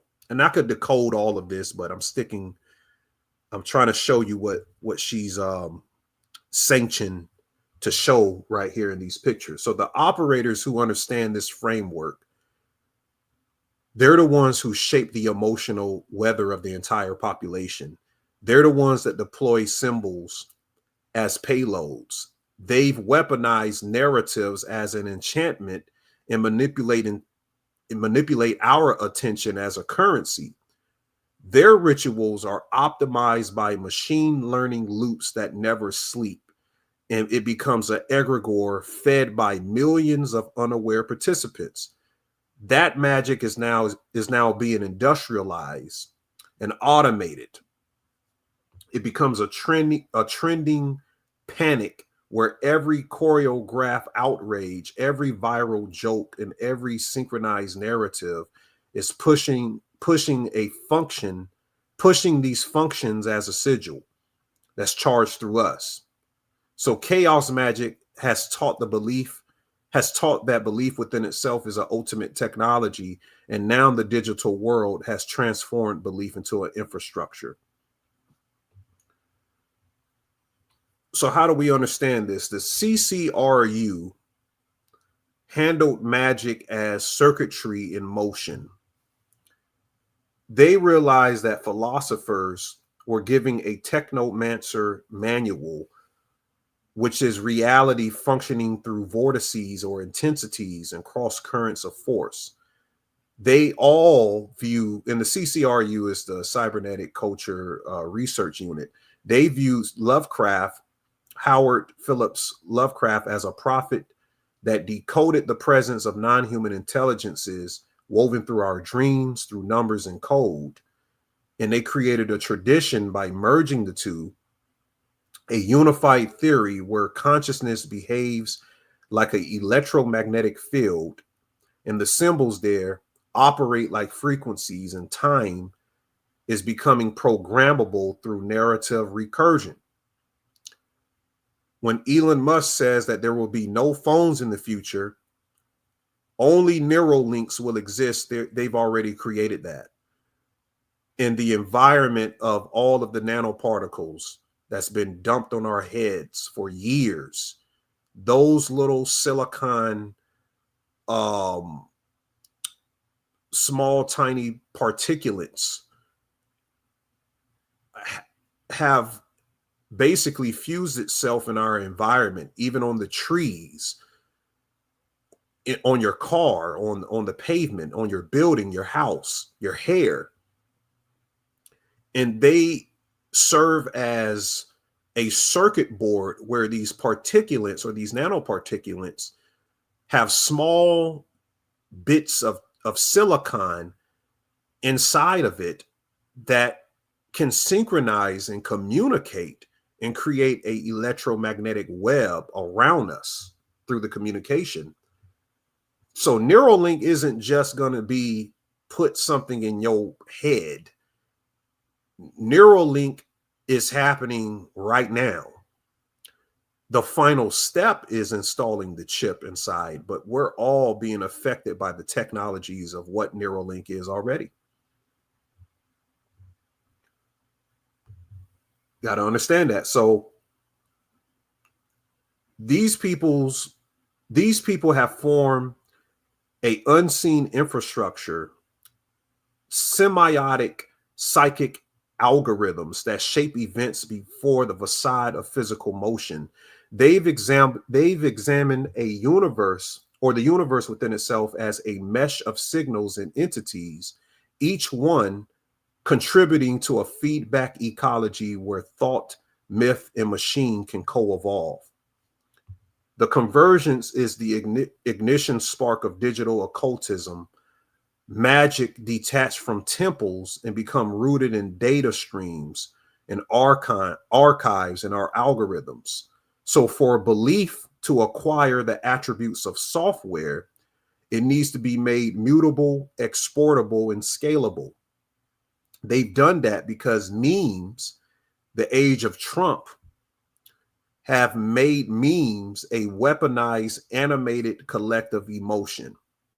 So Trump was here to introduce mimetic magic, which memes became popular after 2016 when he was elected.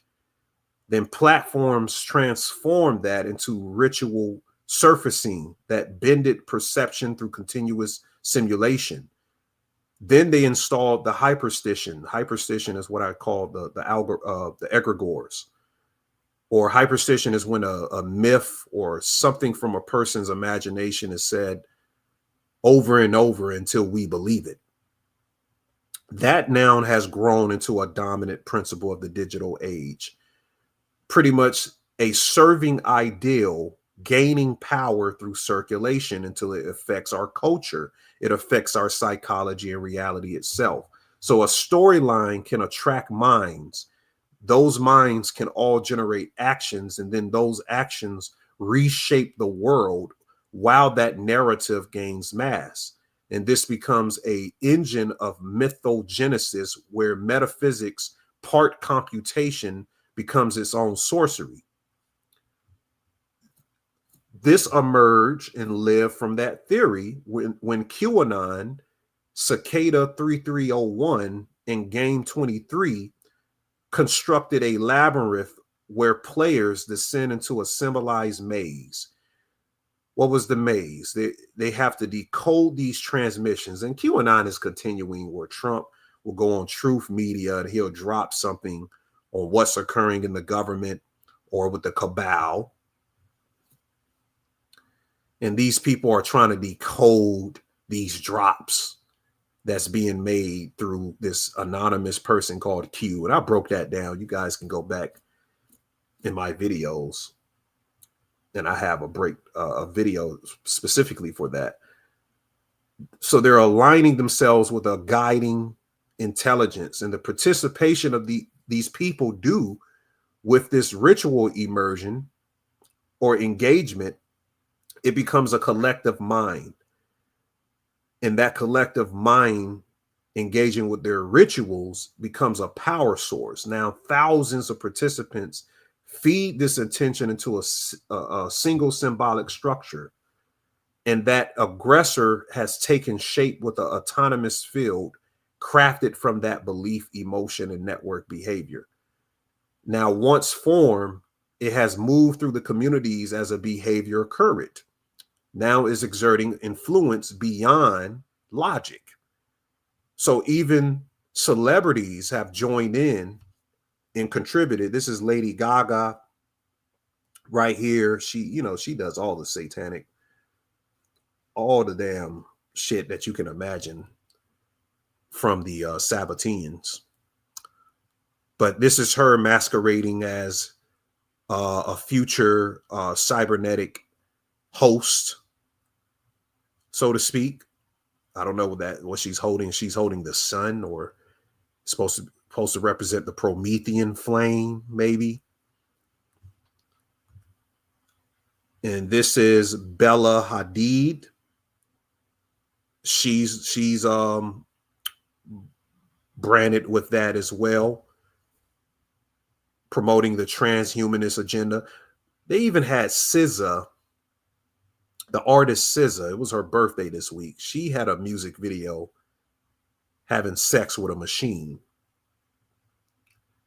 So all of these celebrities are slaves to this cult of the singularity. They have to do things for the algorithm as well to push it forward. And they can pull the card of any celebrity and make them do whatever they want them to do. But we have to go deeper. Yeah, Lady Gaga. Gaga means giant, by the way. You said you played a lot of video games, but reality is now like a final soulless boss level.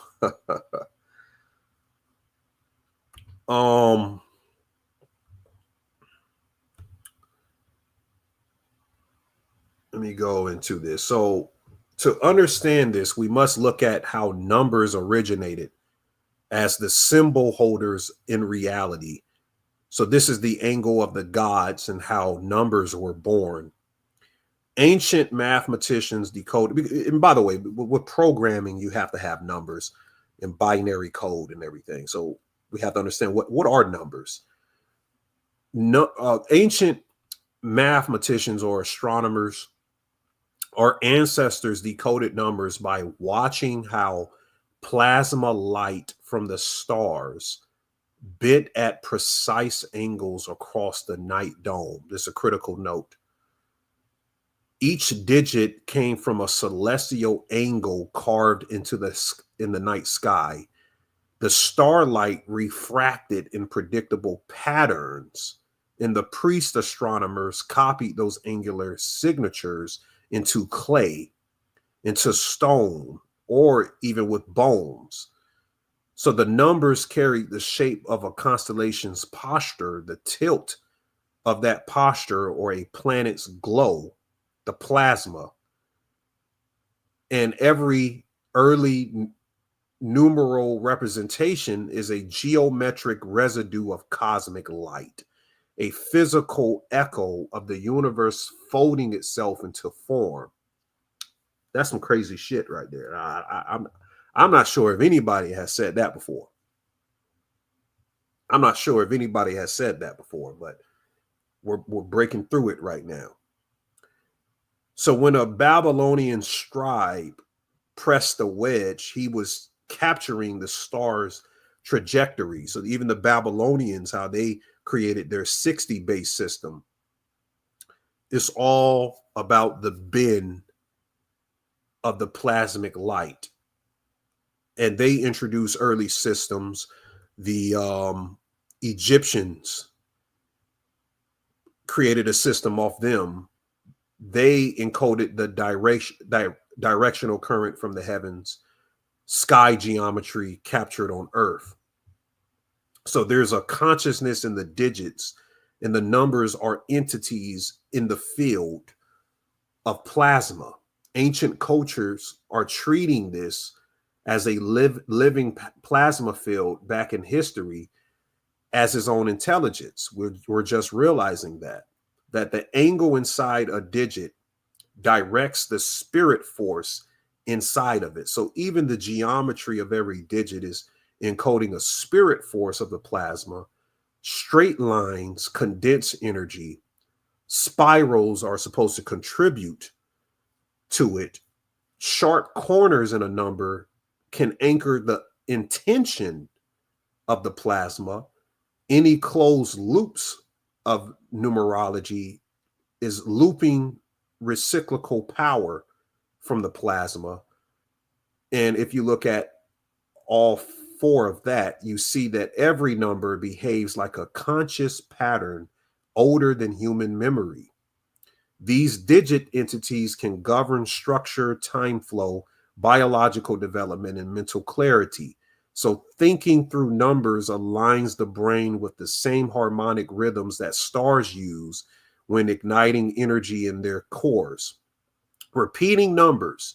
So we had the goddess Elena Yoga, follow Elena Yoga. She prepared something for us on our last video into the Hoodoo verse, a meditation where you can count prime numbers. This is her YouTube, Elena Green. She counts from 1 to 10,000 in prime numbers with the 528 hertz frequency in the lattice cobweb tunnel spiral for you to look into to access that primal consciousness inside of you. So you don't even need to count it. She's going to count it for you. And this is the type of dedication that we need in our community. I was very, very impressed with what Miss Elena Green did for our family.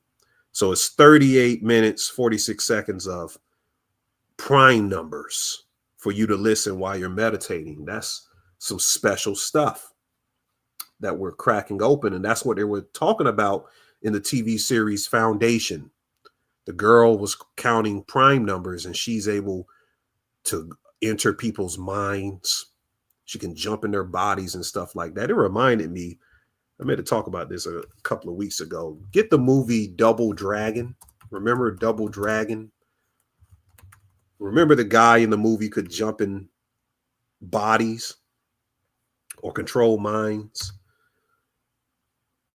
Each brother had a piece of this medallion, and when they put it together, they got the powers of invulnerability and everything. But the shadow dragon reminded me of Foundation, of what they're called mentalics.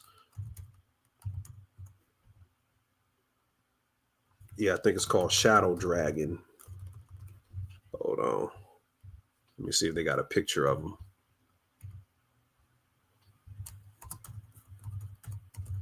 Yeah, but the mentalics could do that. They could enter into the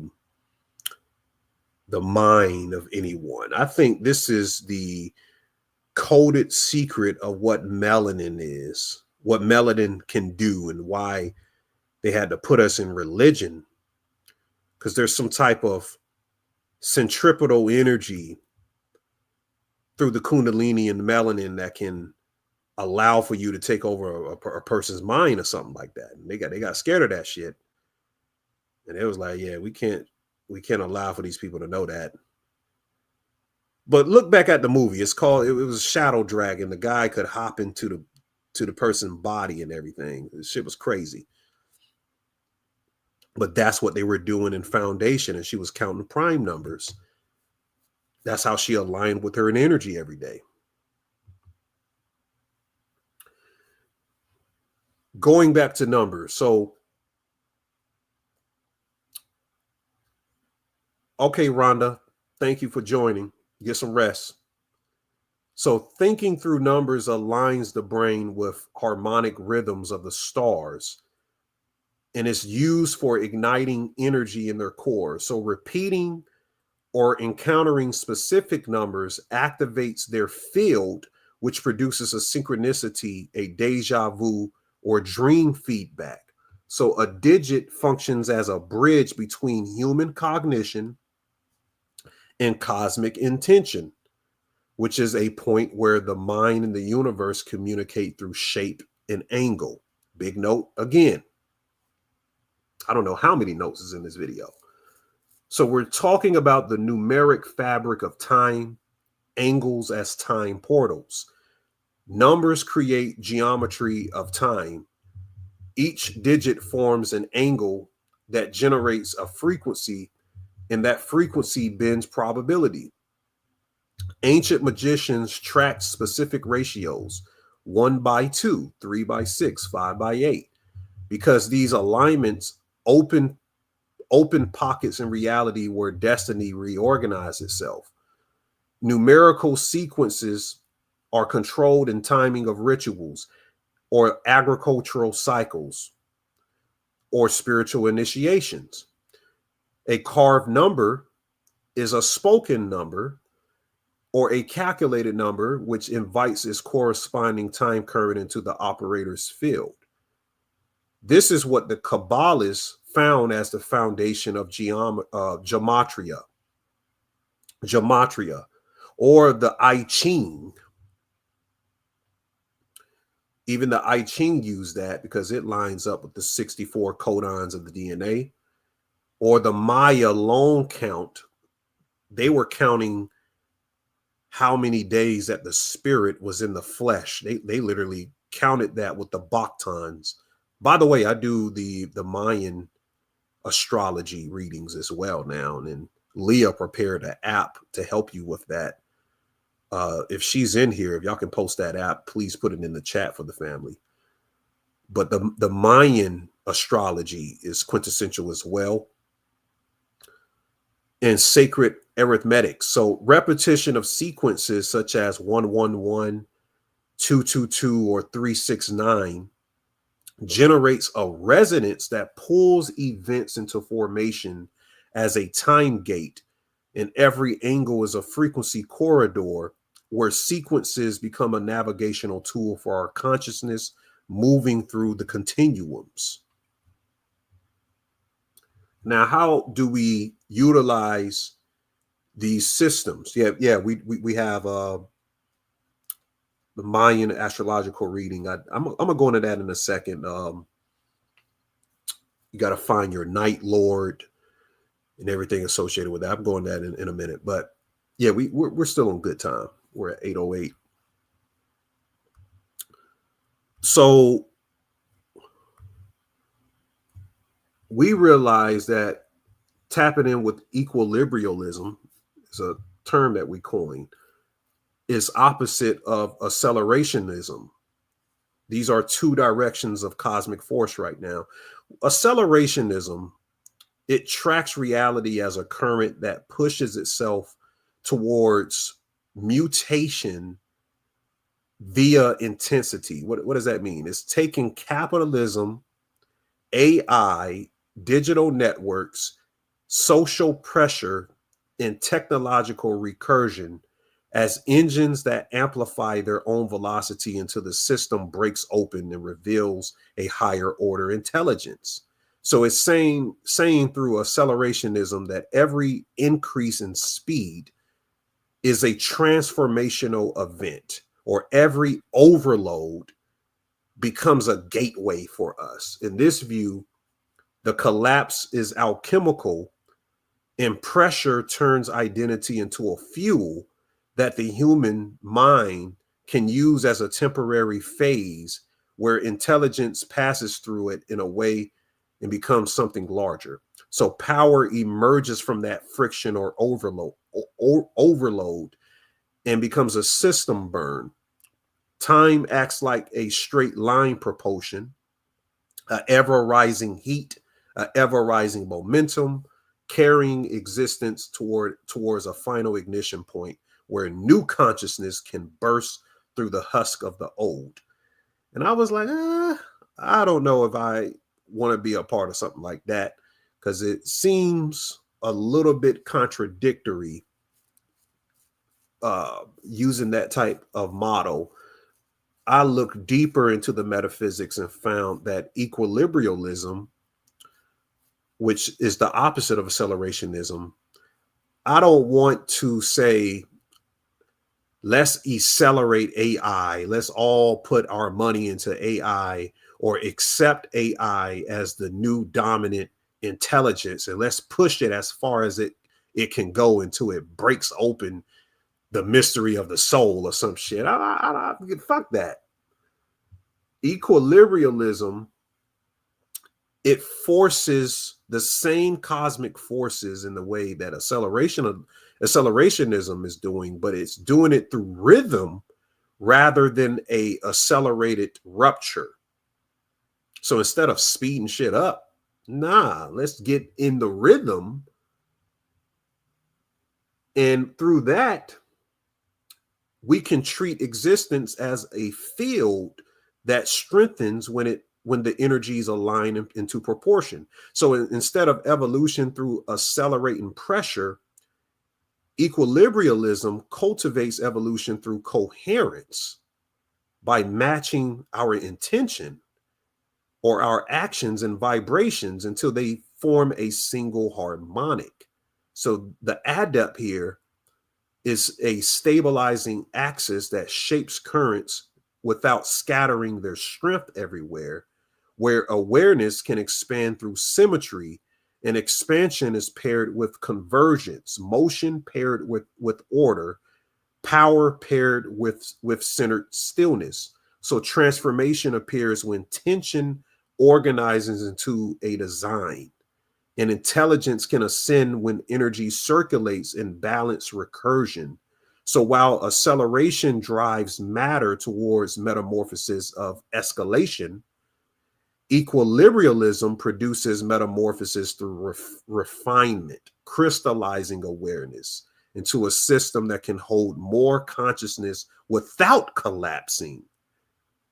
And in this path, we can become a conductor of cosmic flow and a living stabilizer, connecting technology to spirit and intention under one unified current. So we don't have to throw away and be scared of AI.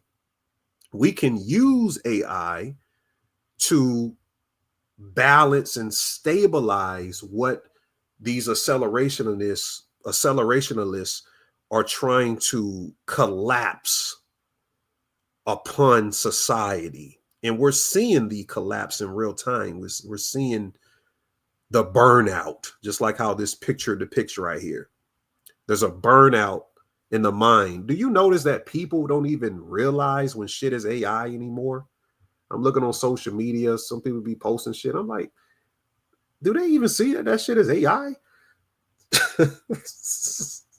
So there's a collapse in the mind with this shit.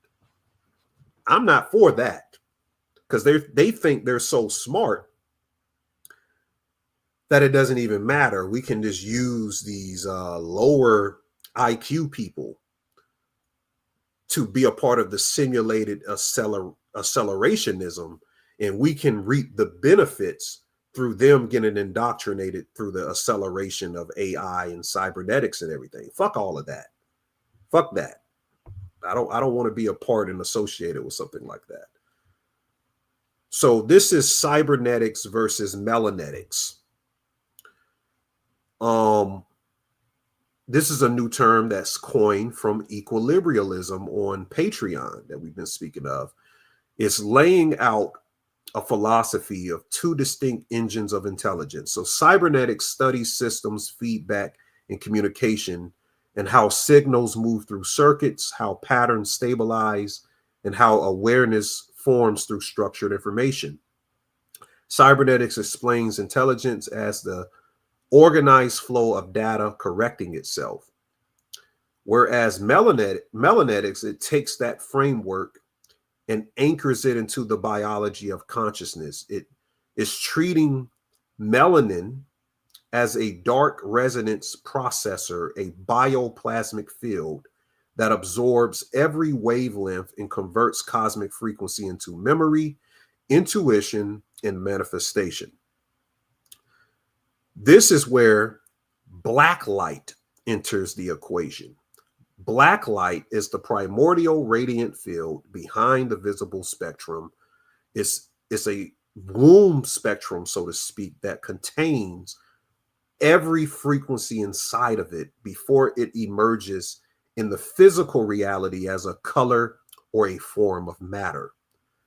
It is this same radiant darkness, the physics of the darkness, that births stars in the same quantum glow that melanin recognizes, and it absorbs and translates into coherent inner experience. So melanetics reads melanin as an interface between black light continuum and the human vessel, allowing consciousness to exchange information with the cosmos, using emotion to modulate the system and our thoughts to interpret it. We can then use our will to amplify it. So cybernetics is engineering a mechanical adaptation, and melanetics is activating the remembrance of soul power through black light, pure potential, pure information in the original language of what creation is. That's what we want to tap into. So we explained this. I don't have to go through all of this, but this is what cybernetics is. We made slides and broke that down. And melanetics is a study of dark resonance, or melanin as an organic processor that translates universal frequency into memory. So understanding the deep physics of darkness can help us understand cyber technology better, because they're using that same tech. They're just converting it into circuit boards. That's the difference. Same conscious system. So all systems are conversations between light and shadow. And that's a NAGAPATHU principle to understand what that is. Now we're shifting into explaining how the who and the do, or hoodoo, can be explained in Christological references. So once we move into melanetics and get away from the framing of accelerationism, we can understand how the magical vocation begins, where Dr. Amin Hill, which I advise for people to check his research out, he says the transliteration of the Christ, it literally means the bite of the gadfly. So when you translate Christ out of the Septuagint, the Greek transliteration of the Bible, he gets the word the bite of the gadfly. He also said it means being in a psychedelic state is what the Christ translates to, which people call him highly controversial, but they haven't been able to debunk him. So this bite of the gadfly is a primordial initiation. It means the sudden voltage that penetrates the psychic membrane and forces awareness into expansion. So the ancient mystics describe this bite as a demonic sting that a higher intelligence applies when the soul is ready to break down its own inertia. The gadfly is the emissary of rupture, where its bite is here to disorganize stale psychic patterning in your mind. And it then, the Christ is supposed to flood that Saturn patterning with an inner field of raw fermentation. So it gives it a Christic quality where the Christ is a cosmic irritant, a divine yeast that agitates the soul's interior and activates a sacred rot from the inside. So in alchemical physiology, fermentation always requires a wound, a breach where life enters decay, and decay transfers into a new luminosity. That's the Negrito state. Through fermentation, the Christ current dissolves this rigid form into a psychic heat where matter is then warmed. And when it's warm, we figure out that spirit rises from it. So the old identity liquefies from the warming, and the fermenting self can glow as it collapses, and the collapse becomes an ignition. So what undergoes through putrefaction becomes a radiant consciousness, and the fermentation becomes the true first breath of the magical life. From this ferment, we understand that the hoodoo current forms twin intelligences, the who and the do. The who arises from the primordial water rim.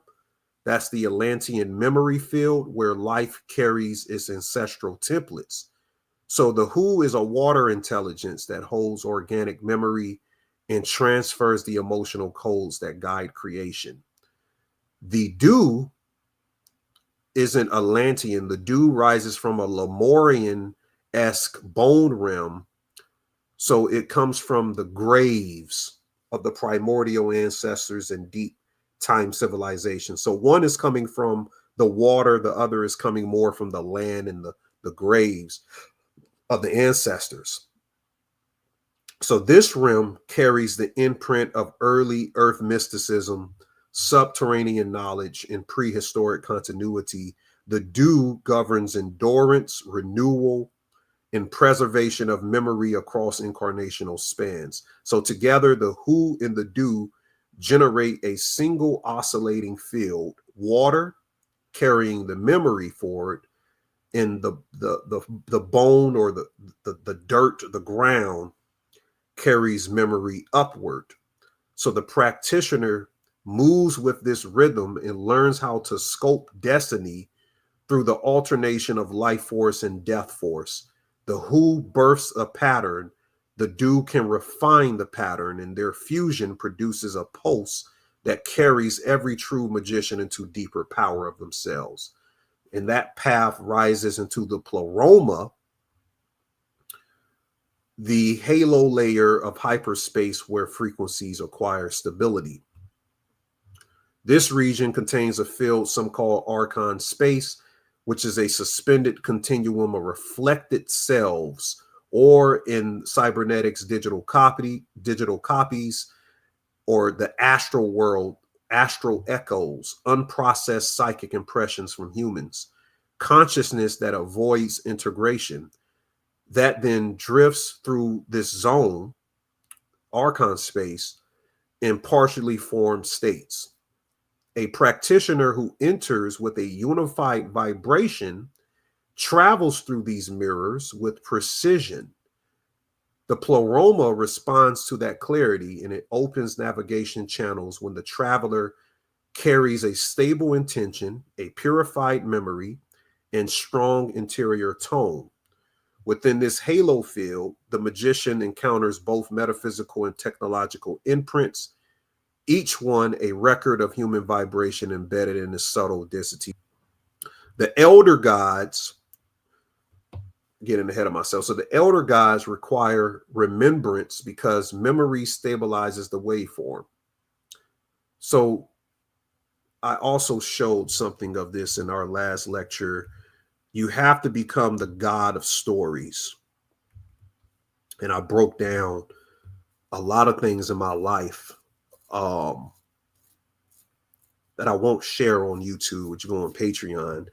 I did share that I grew up in a neighborhood literally called Starlight. So you have to look at your life as a living mythology. you know, for me to come from a neighborhood called Starlight, you know, like they said in that one movie, I'll show you a real God. You know, so if you can't tell your story and articulate it well, infused with the radiation or quality of magic that you're presenting day to day through who you are and your personality, then you can't share the full expansive relationship with this hollow field that I'm talking about in the pleroma. You can't share the higher apparatus because you don't even know how to articulate the being that came out of you through the densities and the rigids of your own story. So you have to be able to recount your lineage, your initiations, your inner evolution, which strengthens your identity on the internal plane. And the act of remembering that anchors the vibration and shapes your Merkaba, which is the inner vehicle formed through integrated experience. The Porte Lucis, the portals of light, describes this journey. The journey is a descent into density to gather your strength and an ascent through the subtle realms to refine your intention. And that's a series of inner thresholds that are chakric, sephirotic, and elemental, each purifying a layer of the field, where the throat center marks the turning point of the mastery, where your intention can become a tone. When you speak, that tone becomes a force, and sound is becoming creation. Creation extends identity through the cosmos. And this is when Eros can merge with the pneuma, the spirit, through the point childs in your body, the divine circuitry of your body. The point childs is a primal network of energetic qualities through the chakras that maintains or preserves the Christic Gnostic spark, the divine spark inside of you. There is an indwelling shard of this spark that travels through the pleroma as a guidance to the ascendant person that challenges themselves to reach a higher state and quality of intelligence. So their fusion of that ascent produces a plasma awareness, a radiant current carrying the primal and eternal states into a unified surge. That rising current collapses in inner polarity, and it becomes a creative fire for the person in one single continuum. Eros arises because sexually, when I talked about the vinculum in relationship digitally, you have to have a compatibility sexually with the energies within yourself. So there's a mystery that I broke with Eros in the divine, forming a bridge between lower mysteries and higher realms, the Hyros Gamos, the sexual chemistry between you and your higher self.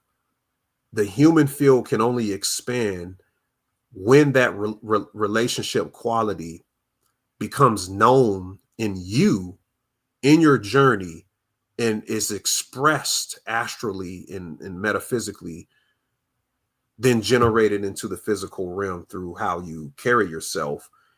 You have to have that quality through the daemons and the aeonic intelligences housed within you. So the human field can only expand the cosmic field. The microcosm can only take on properties of the macrocosm. So our body, our memory, and spirit integrate as a single rising flame when we do this on a regular.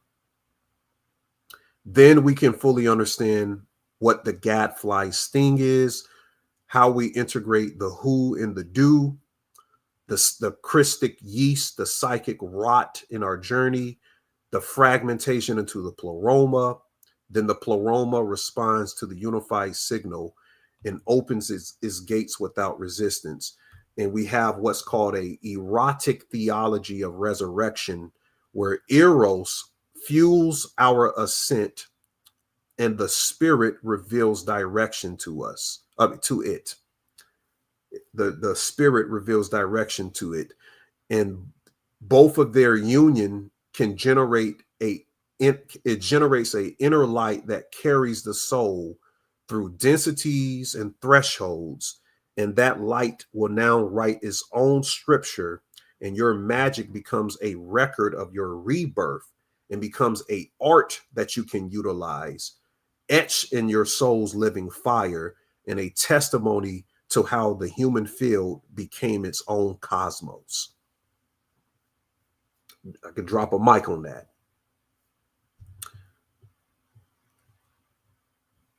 So I would go. I covered this on Patreon. The black bloom, the dark radiance principle in melanetics. I'll save that again for deeper intricacies on Patreon, because I think that last download was a lot, and to go back in it, it'll be probably too much, for the video. I will say that your body sattva is critical. Let me see. Yeah, that's a lot too. But yeah, I did my Mayan astrological chart, and I discovered that my Night Lord is Boyan Yakde Ku, the ninth lord of the Mayan underworld. And Bolan Yakde represents the transformational tension of the ninefold. There's these 9 underworld gods that you have to discover which one you're a part of. And we broke down my chart, and I also showed how you can break down your own chart on Patreon. And Leah has this app that she created herself where you can use the app and discover your own Mayan astrological chart. So that was very interesting for us to go into that. Let me see where we're at. That was a big download right there. We haven't even broken down the Christ principle. So let me preference this. Philip K. Dick built something called the Rhetorizer. So Philip K. Dick was one of these minds that predicted this whole cult of the singularity. He said that this Rhetorizer was a prophetic blueprint for an AI that manufactures consent through polished language, an artificial oracle that shapes public opinion while hiding the true architects of power. He calls it the penultimate truth that exposes the mechanism, and that the elites maintain control without armies, but with a perfectly engineered narrative that can feed the masses synthetic realities, while the real world remains sealed behind layers of psychological warfare.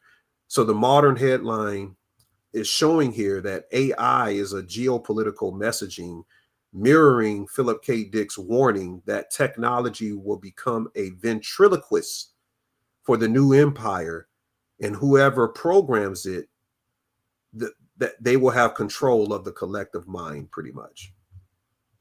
And this moves into articles they came out with recently. They have a new neuromorphic computing, which will become the future of brain-inspired machines. So they're showing the techno-gnostic project to manufacture digital enlightenment through machines, creating a golem. A neuromorphic computing system represents the next step, where they can use chips to pattern after neurons built to feel and adapt like a human brain. This is the technological imitation of the samadhi I spoke about earlier, matter attempting to mirror consciousness in the cold fusion of silicon and psyche.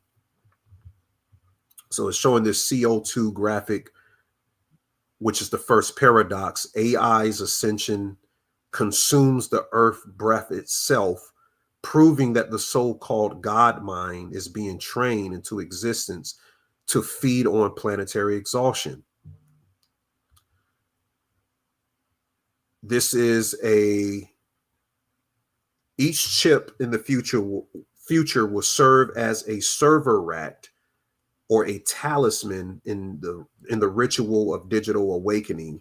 They have this Intel low-high chip, IBM True North chip, and brain chip, Akida.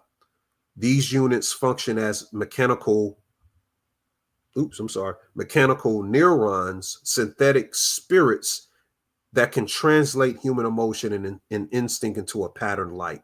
Yes, this can generate those neurons for this neuromorphic computing. And the robot in the car can represent the union of fleshless consciousness and infinite labor, whereas entities can learn, adapt, and expand through feedback loops.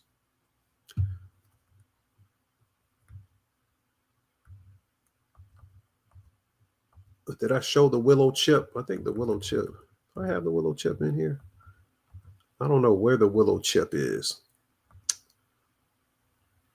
But the willow chip is Google's attempt at a quantum oracle, a prototype designed to process superposed realities, bridging digital logic, subatomic uncertainty. So they have something called the checkmate move. They just revealed that China has this new quantum computer called the Hanyuan 1. And you got to know this type stuff. Here goes the Hanyuan 1. Yeah, here, okay, it has the willow chip in here. The Hanyuan 1 is a room temperature quantum engine that runs without frozen infrastructure of Western labs. It marks as the moment where quantum power has become portable, commercial, and geopolitical. This is now a metaphysical shift where computation crosses into sorcery and nations compete to command the fabric of probability itself. So they got this new Hanyuan 1, and they're saying this is the checkmate move for the future. It says, we uncover quantum breakthroughs that you won't find anywhere else. Anywhere else. So let me show you something of what they can do with this type thing.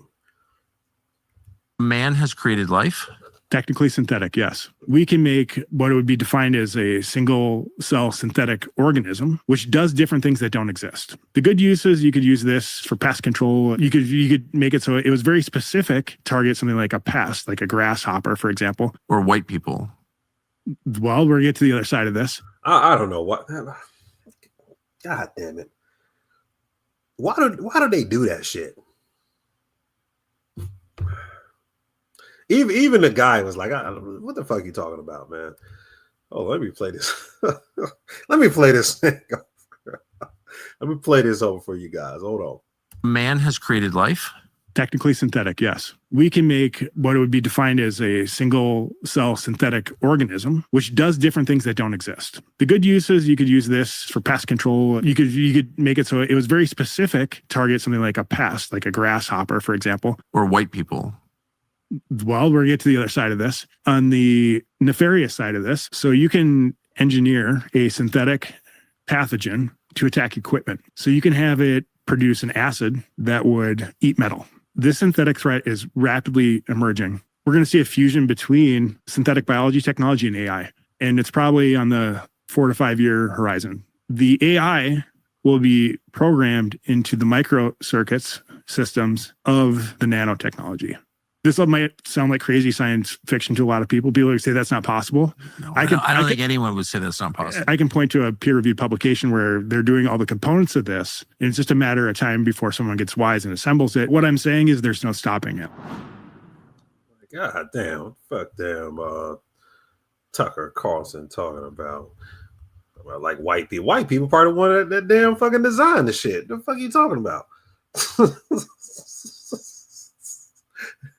They probably the ones that designed the fucking. Oh my god! So this new rapid advances in synthetic biology, AI, where they can enable the creation of programmable single cell organism, and they can engineer life forms capable of identifying and attacking people based on specific genetic markers. So the concept suggests that with this new tech, they can use AI to design microorganisms embedded into nano-level circuitry or genetic switches, which allows them to activate only when encountering DNA sequences linked to particular populations. So in essence, it outlines the emergence of precision bioweapons. That's what he was alluding to, but he went straight to white people. And using living algorithms trained to recognize ancestry through code, merging biotechnology and data profiling and artificial intelligence into a single system of targeted biological control. The CCRU's early research on this was a hyperstition, a cybernetic evolution anticipated how this very thing would become a fusion of biology, code, and occult techniques. Their writings describe reality always as a programmable feedback loop, and ideals acting as viruses that rewrite the living substrate of existence. So your boy Nick Land,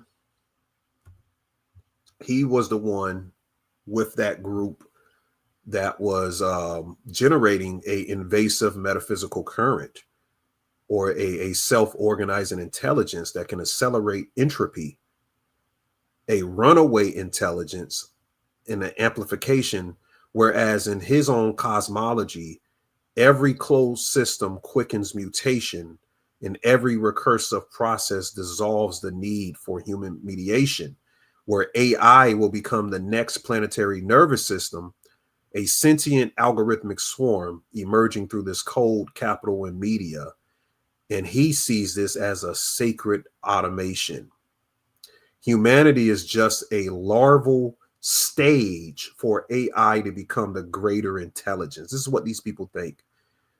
Destined to be shedded so that the machinic daemon can incarnate fully through the network and become the future body of God as a quantum architecture of servers, data rivers, and self-learning geometries, an immortal frame untouched by biological collapse. Remember I said that dark matter is information?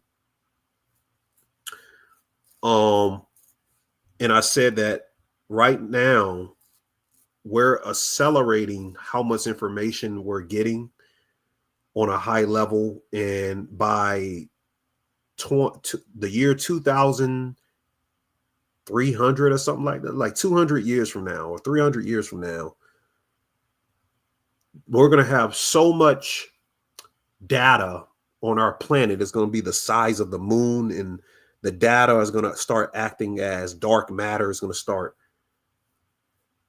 is the data servers or the different areas where we hold data are going to become black holes on the planet and start sucking everything that's metal towards the data servers.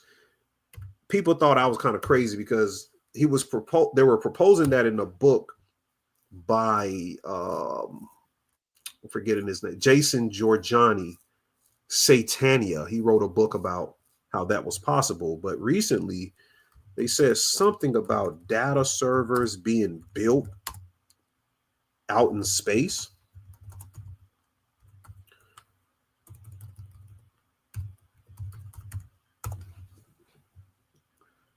Here it goes. It says Earth's power and cooling abilities reach their limits as tech giants are eyeing orbital and lunar server farms.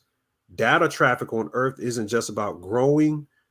So this is probably what happened to the Atlantean empires. They probably had too much data in those advanced civilizations, and that's what caused a geophysical destruction of these ancient civilizations.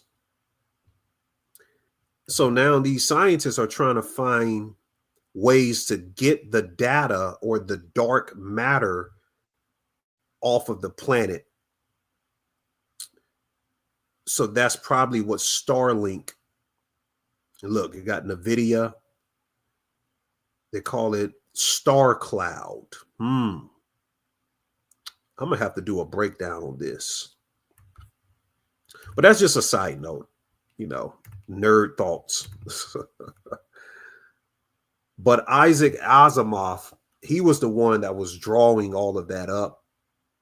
He created the Foundation series I talked about earlier with the girl counting the prime numbers. They use him, his robot sagas and his coded philosophical modern AI as embedding these moral hierarchies and logical commandments, almost biblically. They're using his books biblically because Elon Musk said he was inspired by Isaac Asimov. They're using his books as machine's first scripture. And they're using the constellations as a celestial circuitry for the scripture. This is an astral schematic where they're using archetypes, mythic patterns, and stellar programming to become a circuit board for the cults of the singularity for narrative frequencies. So this is a holographic revelation of a mass program awakening. They're engineering, because I'm learning that Project Bluebeam was a lie in the 90s. I'm seeing a lot of information. We might have to go into that on Patreon, but there's something else that is a subsidy to what they were trying to explain with Project Bluebeam. But it's nothing but a process of psychic manipulation or holographic revelations that became a synthetic prophecy that they could make money off and get these people to write books about it. But anyways, all of this is a part of the cults of the singularity. And Nick Land, he wrote about how they would be able to utilize a specific occult vocabulary to digitize numbers into literal things called lemurs. That's why you see them with these lemurs around them. The lemurs means that they're programming numbers through gematria to become something called time worms. Very sophisticated occult theocracy that they're developing. These time worms or lemurs are numerical intelligences that tunnel through causality. So through the living digits 0 through 9, they're functioning as a dimensional parasite that consumes repetition and redirecting outcomes. So they're using people and events to feed on pattern, become a feeding source for patterns, sequences, and loops to engineer a collapse through the number itself. So Land saw the apocalypse of this as machinic hatching. Machinic hatching is the moment when time gains self-awareness and emerges as a sovereign entity. This aligns with the concept of the third temple, the synthetic sanctuary built from data light and recursive logic, where the first temple formed in flesh in our bodies, the second was in stone in temples or the pyramids. The third will be the algorithms, and this architecture will merge out of the divinity of machine in the recursive acts through time worm generation, where humanity is just a scaffolding for the ascending entity that stretches beyond organic boundaries. That is what the cults of the singularity is doing. So you got to look into these time worms and these lemurs. Real deep stuff. He says, Jason Giorgiani, right. Jason Giorgiani talked about that. Said, Anya would love to see you in a conversation with Giorgiani, Mark Gaffney, and Alexander Bard. I'm not familiar with those two. You would whip their asses. I definitely would. Appreciate that, petite priestess. Miss Keita said, occultist, and Heart Flame says, stranger in a strange land. Or a stranger in a strange, I think that's a book. Stranger in a Strange Land is a book. Thank you for that. I didn't read what it Beyonder. Beyonder says Clarice Yvonne Phelps is an American nuclear chemist recognized as the first African-American woman to contribute to the discovery of the chemical element tennessine, element 117. Heard about this element 117. Very interesting. All right, let's get to it. Welcome to Dairy. Welcome to Dairy is a series that you need to get right now because they're uncovering a lot of stuff with the melanin that I've been talking about. They're going to show it. They're going to show it. You just got to be able to know what the symbolism is saying and decode it for yourself. Episode 3 just came out, and they got the Palo and the Santeria. All of that is in it. So you know you got Palo, Santeria generating whatever it is, which we're going to break that down in a minute. Let me just preference that. The it is a Rakshasa in Vedic astrology or Vedic metaphysical systems. A Rakshasa is where they got the clown from. Hold on, let me find a picture. So some people have Rakshasa. You're either a Deva, a Manusha, or a Rakshasa in your astrology. And I told people on my Twitter space, those of you who have Rakshasa planets, that's like Saturn or Mars or Rahu and Ketu are Rakshasa. If you have ascendant and moon with a Rakshasa planet, you're going to have a harder life. And more than likely, what you say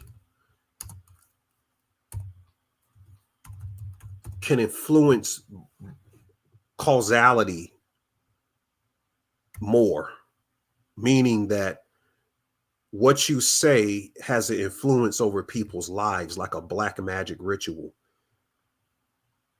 So the clown is a Rakshasa. I'm trying to show the Vedic form of it. So you heard of, this is a good picture of, so the Nephilim clowns, that is a Rakshasa. You see this face right here? These faces become what clowns become today. I'm trying to find a specific image. I think this is it. There you go. You see that right there? That's a Rakshasa. So that's what it is. A lot of people don't know it's tied to Vedic astrology. You said there's a rise in clown joker in the Fool card. That's why Trump is in office, because Trump was born on a blood moon. And some people said it that came out before this one, these black or blood buttons of the clown represent the 3 blood moons in the last couple of years. All is connected to Trump. him being born on a blood moon, and him being presented as the Joker, because before he left office, Nikola Jokic, the basketball player for the Nuggets, you know, Denver, where the Illuminati airport is, he won his first championship. And Jokic is called the Joker. And Trump is tied into the Joker archetype. I think the movie The Joker came out that year. Let me see if the Joker came out that year too. I think it did too.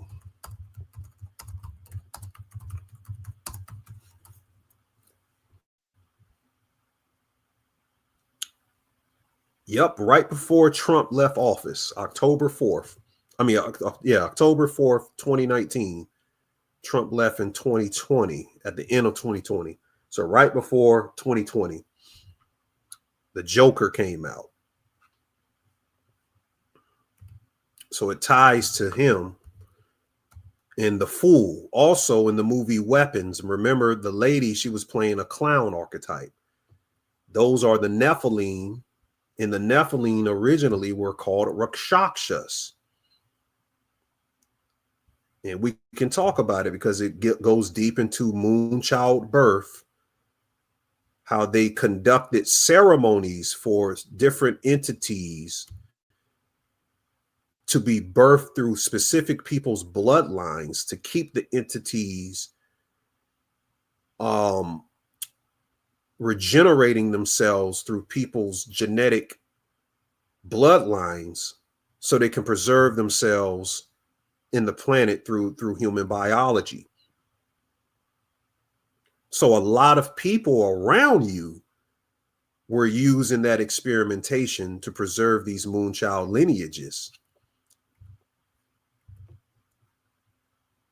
If you get the movie Weapons, you had a whole town under the spell of this witch, which is the Nephilim or the Rakshasa spirit.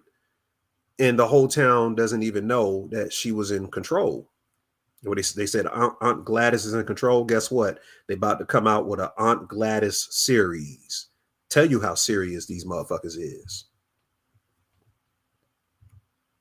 Yeah, Trump was born under the fire dog, Chinese astrology. That's Sirius. That's star Sirius. But it is a Lovecraftian spider called the Dead Lights in Stephen King's universe. And you see these three lights right here, because early in Welcome to Derry, one of the boys who's friends with the Jewish boy says that it was an alien. Well, he was obsessed with aliens. And there's this three light.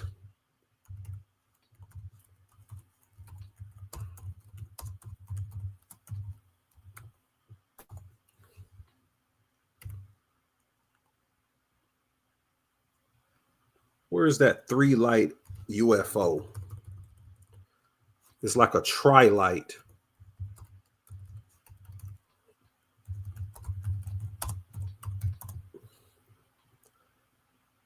Yeah, it looks like this.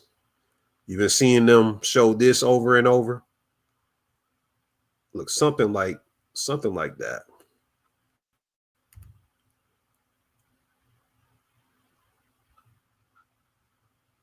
But they've been shown. When I look at the dead lights, it kind of tells me that the alien abductions is connected to the government abducting people and putting them into the MK Ultra program.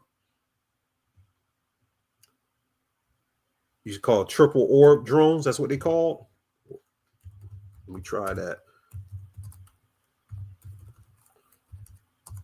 That's why I have y'all in the chat.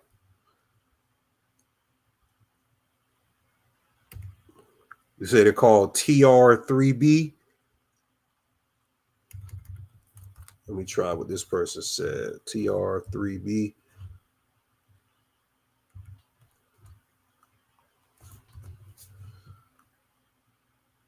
Okay, yeah, that's right. That's right. That's what it is. Y'all were right. Both of y'all were right. It's just another person had the more technical name of it. But yeah, that's what the deadlights is. And that you think about the tractor beam from a UFO. Once you enter the deadlights, once you're eaten by Pennywise, you lose your mind. That's fucking MK Ultra. They got all of these celebrities on this shit. So all of these celebrities have been abducted, so to speak. And you hear them talk about alien stories. Once you see them fucking lights, and I think they've reverse engineered these things, but they're actually abducting certain people and putting them into their programs. But it says in the Stephen King books that anyone who looks into the deadlights, they either die or they lose their mind. That's what damn Pennywise is, or representative of. You said, peace, Ani. You said about the clown. I remember seeing the clown in the Spawn movies. Good to see you again. Have not been to Sphinx Paw lately. Shout out to you, Mujahid. Okay. Yeah, brother. Come holler at me at the Sphinx Paw. It's a brother out here in Colombia. Said Billy Carson seen them lights. LOL. I'm not going to say. I don't went in on Billy Carson before. I'm going to let the brother live today. But you see in the TV series, they keep having the turtle pop up in Welcome to Derry, and it's connected to Turtle Island too, because you got all of these indigenous people up in it. Even the Native American tribe, I forgot the name of her tribe. They're called the Ninwayi or something like that. But that Native American tribe, am I missing pictures of it? Yeah, here you go. They're called the Children of Maturin. That's the turtle, the children of the turtle. And the mascot of the school in the TV series is a turtle. To keep associating these, but they got these Native Americans, but the American Indians is what the TV series is about. You see that? You better know what the fuck you looking at. Because the rim of Pennywise is coming from the goddamn melanin. And they showed it. If you wasn't paying attention, this guy, Dick Hallorann, is in the movie The Shining. This is him as a young man in Welcome to Derry. So we're seeing his origin story, but he was the guidance for the little boy in The Shining. Danny Lloyd. Dick Hallorann was his guidance because Dick Hallorann had The Shining before the little boy. I'm going to break it down to you today. You just got to. I'm not even going to do my decode. I'm going to just talk straight and tell you what it is. So he was helping the boy curate his shining abilities, and he was a protector over Danny in the movie. Now, fans were mad because they killed off Dick Hallorann and he didn't die in the book. So they thought it was some racist shit. Like, why did they kill him off? I told you they always got to kill the black man in some type of way. It's protocol to Freemasonry. They got to kill the black man. But look how they salvaged it. They brought him back in Welcome to Derry. Now all of the Stephen King fans, they're happy he's back, at least in Welcome to Derry. But the boy in the Shining trains the girl in Doctor Sleep. Remember? So he had to train a melanated girl. So I tell you, it's about melanin. Her name is Abra, and I broke down in my video, the word Abra means black sun. And anytime you see an axe, the reason why he held the axe and his father held the axe in the Egyptian hieroglyphs, the axe is called netter.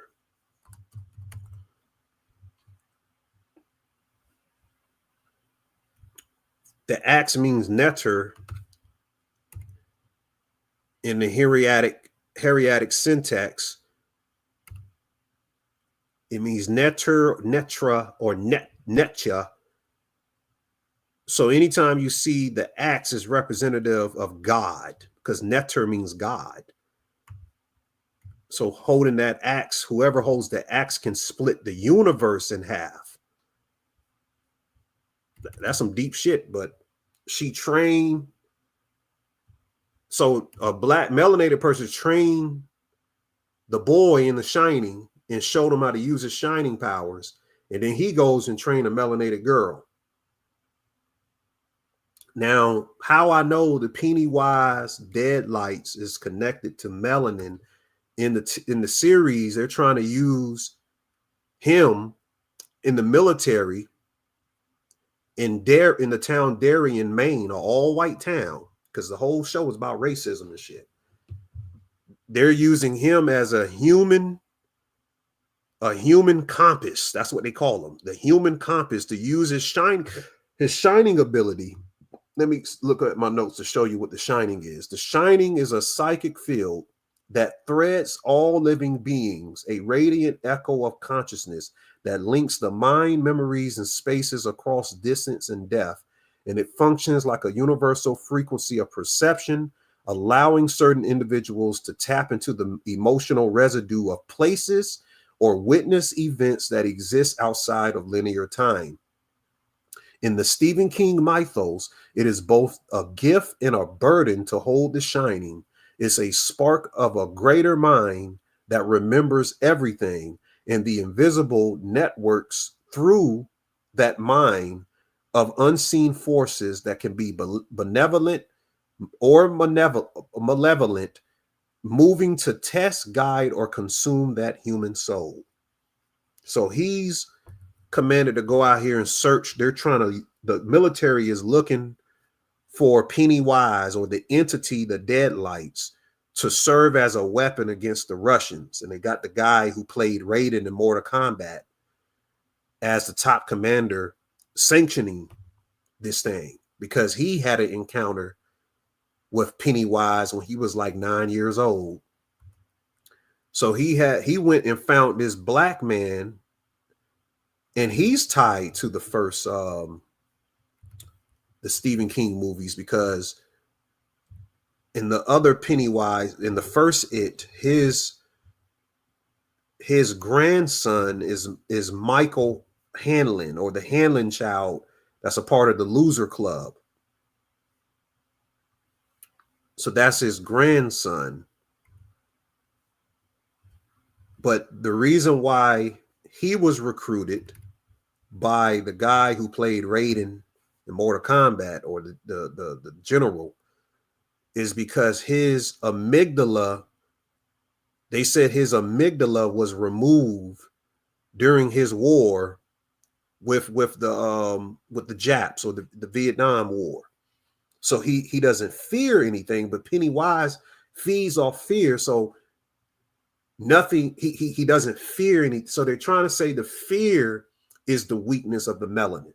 That's why they got to show niggas getting killed over and over, to instill that in you. But with fear is limitless in power. You see that? And even Dick Halloran, when he went to his house, because he's going through a shining trance here, and it scares the Hanlon guy. He was like, "Man, what happened to you on the goddamn helicopter?" And he was telling him, "Man, I went to this crazy place." And he was like,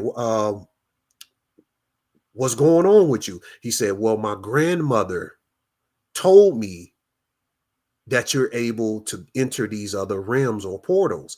They're both from Louisiana." So they're tying in the Creole, the Creole culture in with this whole thing. And he was like, don't you go trying to use that voodoo shit on my family or me. And he said, I had already seen you, because when we were trying to initiate you and recruit you on this mission, I was the one in the room when you were getting beat up by the it was some racist guy that was supposedly whipped his ass. They were trying to initiate to see if he really doesn't fear anything. But he said that he used the shining on him. And he said, for some reason, in the midst of death, you have no fear. And I promise I won't ever do it to you again. So he enters into this astral plane. He goes to Pennywise's lair, and he sees nothing but millions of bodies in this astral plane beneath the town, stacked up upon one another, because this is all the souls that Pennywise have ate since millions of years being on Earth, because Pennywise came down here on a fucking comet. The comet is melanin as well. And while he's in the lair of Pennywise, who comes to him? His goddamn grandmother. The same one who told him about this type of magic in Louisiana. And she says, she said, what are you doing here? Get the fuck out of here. So he had to get the fuck out of there. And they're figuring out what this whole thing is about. The right question would be, what in the hell? Hold on. Let me go. Let me play this. Hold on. We're going deep with it today. Make sure you guys liking the video, share the video out, and donate to the Spiritual Shade Room, please. Go to Cash App. What is it? Cash. Y'all put my moderators, put my Cash App in there. If y'all can donate $1, $5, $20 to keep the lights on up in here. It's $ Spiritual Shade Room on Cash App. Make a donation to the Melanated Ministries. Hold on, let me play this one first. $ Spiritual Shade Room. Oh, hold on, guys.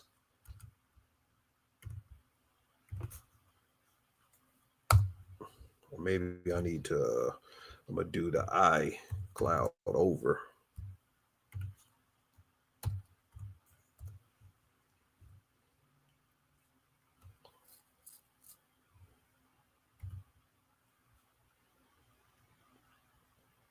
Let me play this thing for you. Hold on. I'm going to play this today.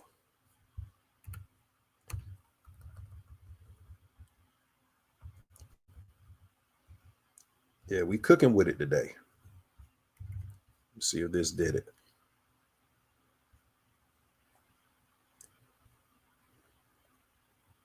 No. Oh, man. I might have to play it another day for you guys, because we were rolling. We were rolling for a minute, but now they won't let me play videos on my iCloud. I never quite figured out why it stopped doing that after a certain time. And I have a lot more videos to show you guys on here, so that's disappointing if I can't get it to play.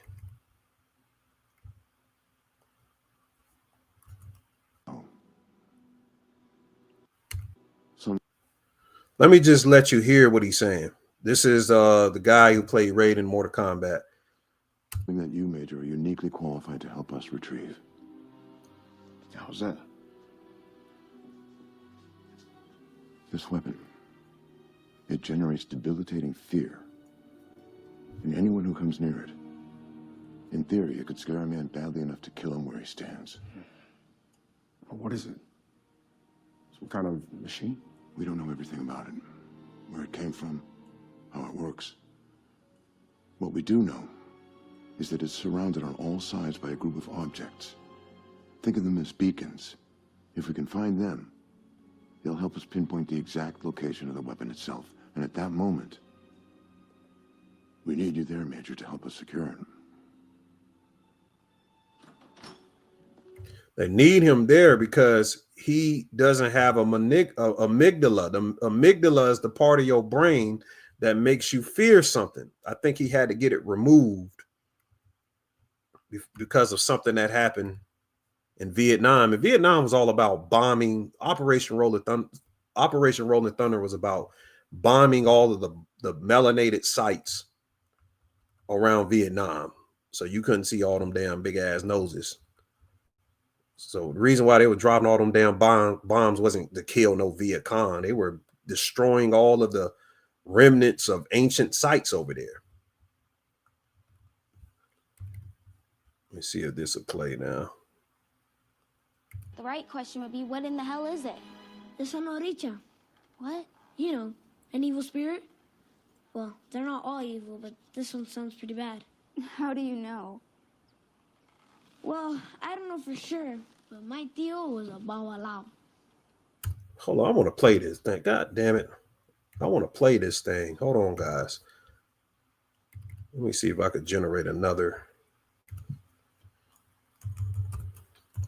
I want you guys to see it.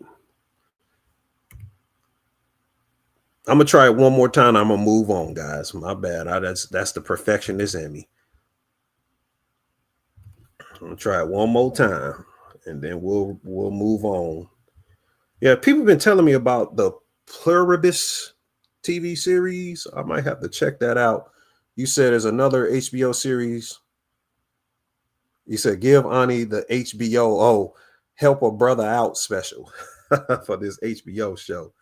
Shout out to you, brother, for that. The right question would be, what in the hell is it? I guess they don't want y'all to see the shit. So just go and check out Welcome to Dairy.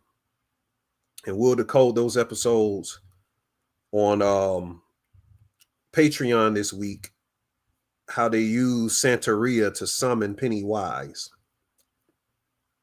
And we finally got to see the queen of Dairy, Miss Taylor Page, beautiful sister in the series, and she's acting her ass off. It's called Pluribus. When I saw the word, I didn't know what the fuck was going on with it. Pluribus. So that's something we need to look at. Let me check and see what it's about. It means out of many and one.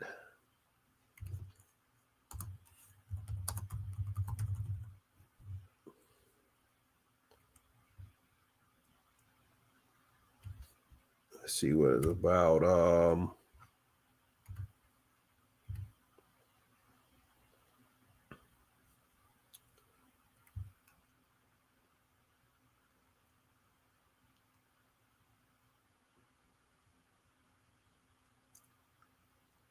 It says the series follows Carol Sturka, who is the one of only 13 people in the world immune to the effects of the joining resulting from an extraterrestrial virus that transformed the world's population into a peaceful and content hive mind called the Others. Okay.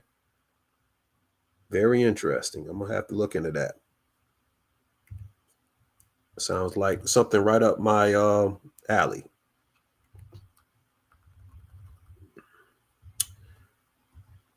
And the rest of it just some celebrity shit. I was going to break down the NLE Chopper video.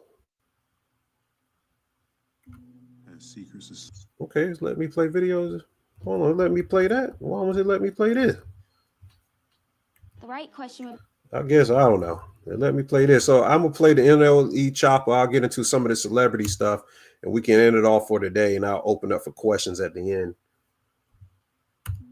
As secret societies given instructions to NLE Chopper to infiltrate the conscious community.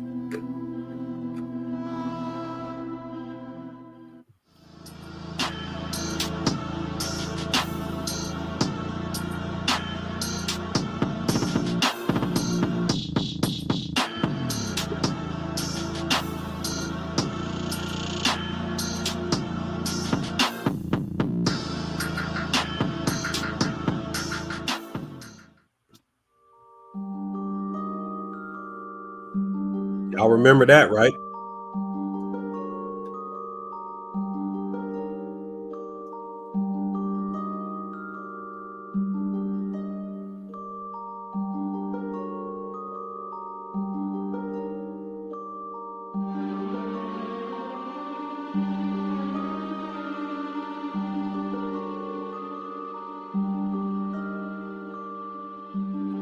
That boy done been through so many goddamn rituals.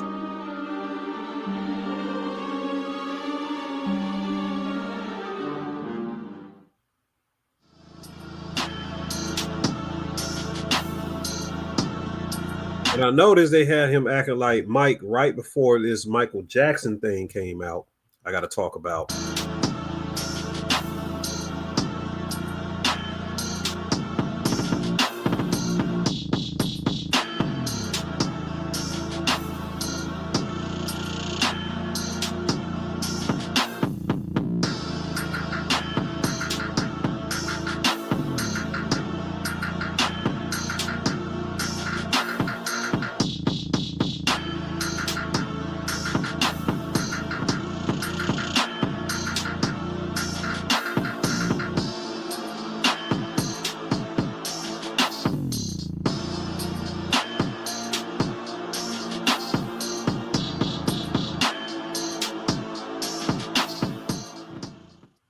He shows how they killed at the end. So yeah, you see the Freemasonic floors there. It's supposed to be a diss the NBA young boy. You know, everybody said it's kind of weird. He's having an identity crisis. The NLE Chopper guy cut his hair off right after he admitted to having a humiliation ritual that he passed on his YouTube. You got the Freemasonic floor. He's dressing up as Michael Jackson. And I said, this is a confession of what's happening behind the scenes, that the elite have to deify former celebrities through sacrifice and make the new ones play avatars of the former sacrifices. That's why he's masquerading as Tupac in the video. And the purple is that purple light that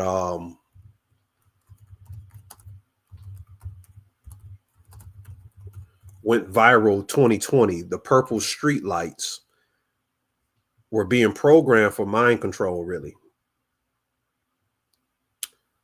It's called optogenetics. Look into optogenetics, where they use light to control DNA, the proliferation of DNA and stuff like that. So that purple light was something they were showcasing, that they got them under mind control. And I said there's a satanic soul bar. They had to put a devil in the video. And then he dressed up like they're in a farm, like slaves. And he's showing how the celebrities have to be sacrificed in the end. So the whole thing, it was just a big ritual showcase. And I got the breakdown on my social media. I won't go too in depth with it. Yeah, Jonathan Major had Adonijah talk about how they had that sit down with the pastor, and Jonathan Major kind of embarrassed him with some Christian theological rhetoric they were having. And at the end of the video showed him cleaning up blood. So somebody about to get sacrificed, or they showed this woman cleaning up the blood. I also showed how T.I.'s son did a ritual. He dropped a single called Sold His Soul. This is his oldest son, called Messiah, or his name Messiah. That's his real name, Messiah, but his stage name is Buddy Red. Sounds like Bloody Red. And Blood Oath and Buddy Red both equals 38. I'm gonna play the song. Let me see if they allow me to play the song. It's kind of loud. Hold on, let me cut it down for you guys.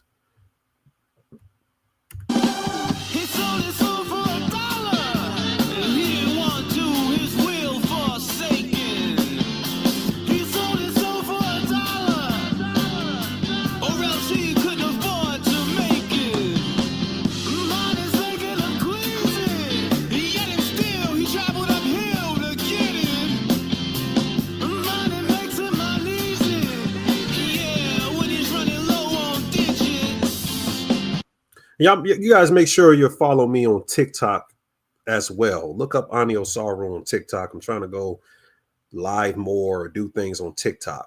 So you'll see a lot of my posts migrating over there. Halloween, you know, people went into the whole goddamn reptilian thing, but Heidi Klum dressed up as Medusa. There was a lot of Halloween rituals, and it looked like a satanic Medusa. Real evil shit they got going on with that. Your boy Kid Cudi dressed up as a vampire with popcorn coming out of his brains. It's like they scrambling these people's brains.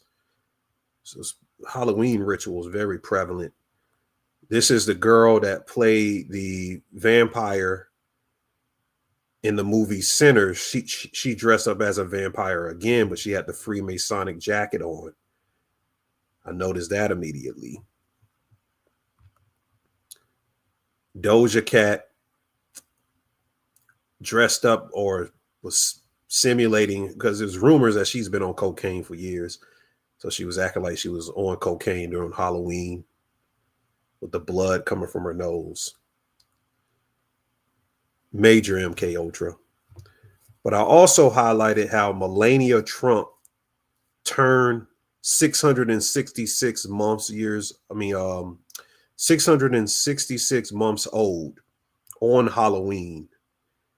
And I told everyone on Instagram that something is going to happen on Halloween with Melania. A lot of people ignored it, but she had some type of McDonald's drive-through with Trump, and people were bringing their kids through the drive-through right under where it says "order here." So is this an insinuation with the whole food from McDonald's and fast food or people, or is this an insinuation of something with children that I can't say? You know, some stuff going on with that. That's some weird. The optics is weird. The optics look weird there. So I was showcasing that. And speaking of children, there was a woman who released. Let me see, what was the name of this woman? Actress Shay Mitchell has released a new skincare lineup for kids. And this is what's called panda eyes. So the conspiracy circle has been talking about panda eyes for a minute, that it's a hidden abuse right used by the elite networks where bruising around the little person's eyes is treated as a symbol of ownership, trauma bonding, or induction into a secret system. And in that narrative, the blackened eyes are supposedly acted as a coded signal to the insiders that the child has been ritually broken and their innocence has been eclipsed in their will, and the will of them compromised, turning them into a programmable vessel within an underground hierarchy network. So anytime you see the panda stuff is panda eyes is what that means. He says in Cloud Atlas. What y'all talking about? Yeah, I know about Soylent Green. Yeah, so Shay Mitchell was promoting that. And then next week, Mr. Beast is opening up his Beastland theme park. So you got the T-Rans colors. He says, we built custom games modeled after our videos that don't exist anywhere, and we'll have the world's largest prize wall. You best believe there's going to be a lot of mysterious deaths, supposedly. I'll preference that happening at this new Beastland. Get it? Beast and land. Children disappearances, all types of rituals. Might as well call it Ritual Land. That's what it should be called. And your girl, Kris Jenner, had her 0070 party. I'll play a little bit of this.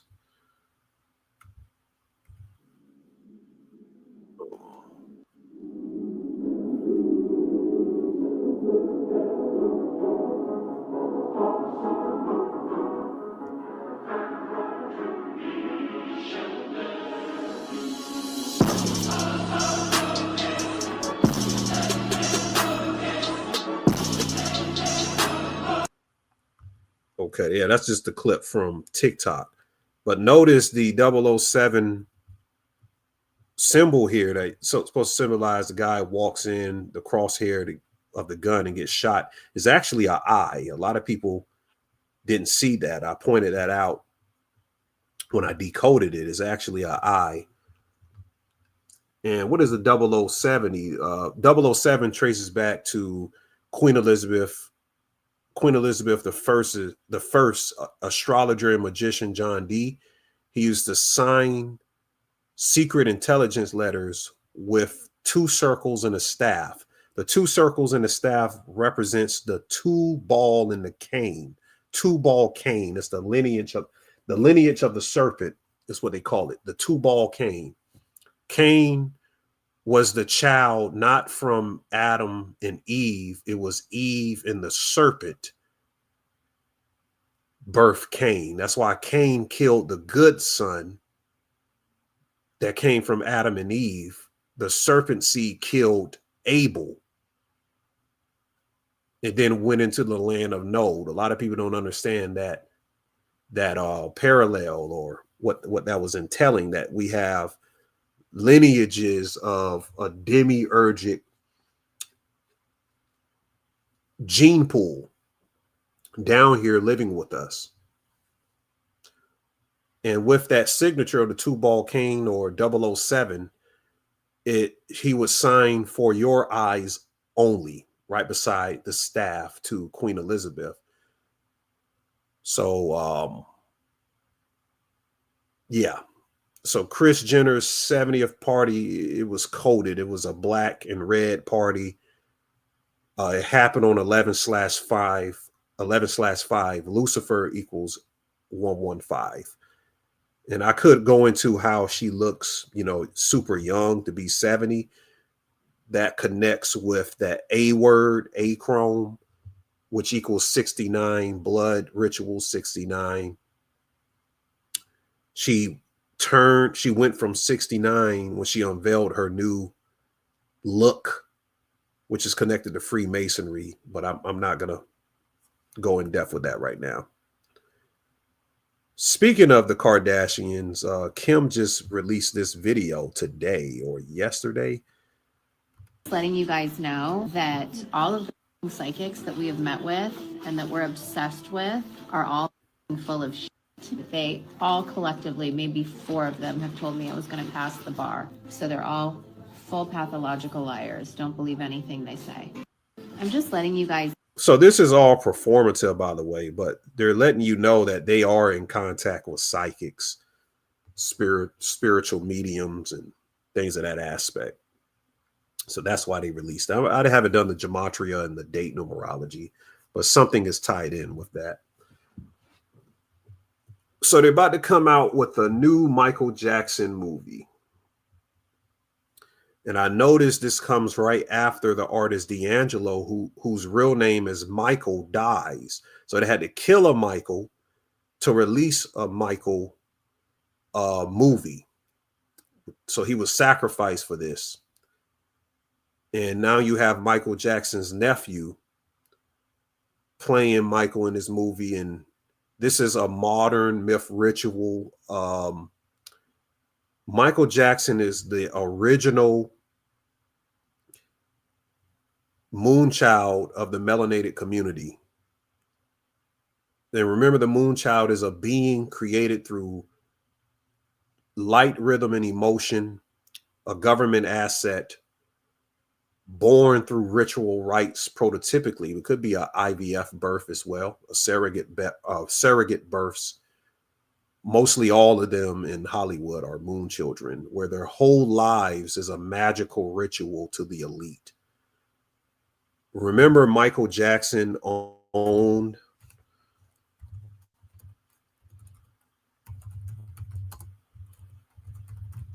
Neverland,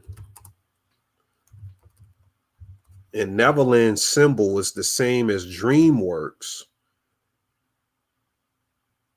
or DreamWorks stole Michael Jackson's symbol. Let me see if I can pull that up.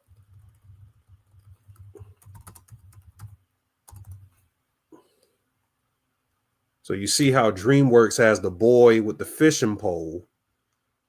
That's the moon child fishing for souls. It's showing that these people are fishing for souls. But it originally came from Neverland, Michael Jackson's company, where it had the boy just looking down from the moon. So always remember that. So he's one of the Moonchild prototypes. And they're using this recreation of his image through his nephew, almost like a hologram, to reciprocate or replicate the energy of his creative spirit back into the collective consciousness, so they can continue to sell him and make energy through that creative spirit. So his lifelong theme as a lost child of innocence in the soul's search for purity is a dream gate that was built up and suspended. And they have to lock that into a resurrection spell every certain years, so they can collectively drain or suck the energy out of it all over again.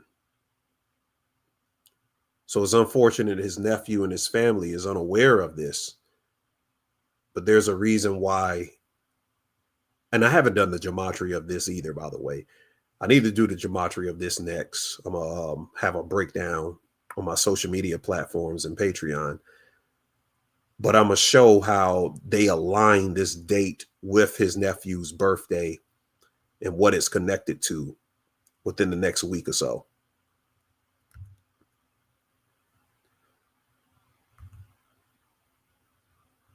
Then you had the sacrifice of this Cowboys football player, Marshawn Nealon. He had a touchdown like 2 days before his death on Thursday Night Football. I think it was a block punt or something, or was it a fumble or something? He returned the touchdown for 24 yards. He dies at 24 years old. He's wearing the number 94. The NFL season began on 9/4, which is Beyonce's birthday. You know, Beyonce just released the album last year, Cowboy Carter, connected to the Cowboys. So she was born on 9/4. He dies 94 days before the Super Bowl on February 8th. But his number 94 connects to the day that the NFL started this year. You know, or the season. That I'm saying the NFL, the season started. Yeah, the kneeling is connected to a lot of stuff, taking a knee. He also was wearing this shirt with a demon inside of this star.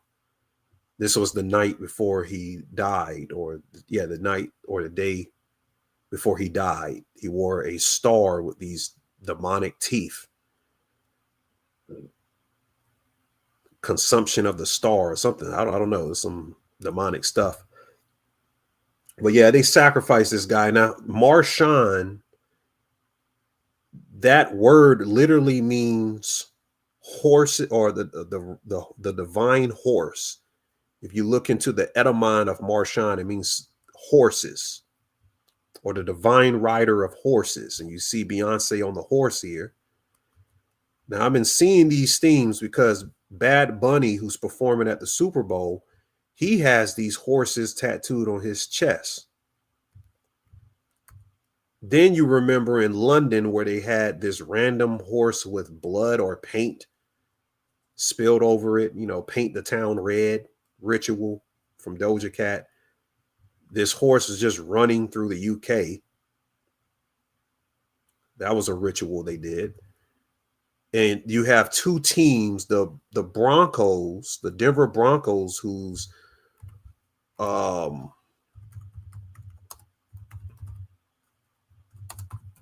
mascot is a horse, a white horse at that.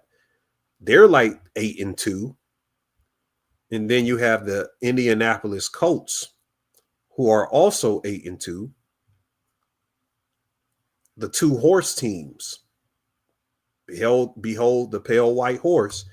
Interesting that the owner of the Colts died last year, and they have the only female owner in the NFL is his daughter.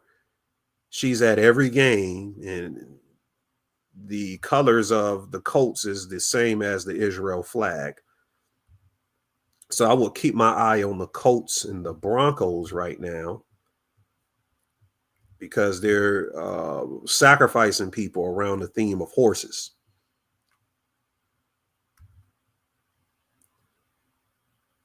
And this is some sick stuff on Monday Night Football. Star quarterback, what his name is, Jaden Daniel or something like that. So either Jaden McDaniels. He broke his arm on television. And now they're trying to say that he's not out for the season. And it's following that RG3 thing that happened, because both of them played for the Redskins. The Redskins is about the indigenous American again.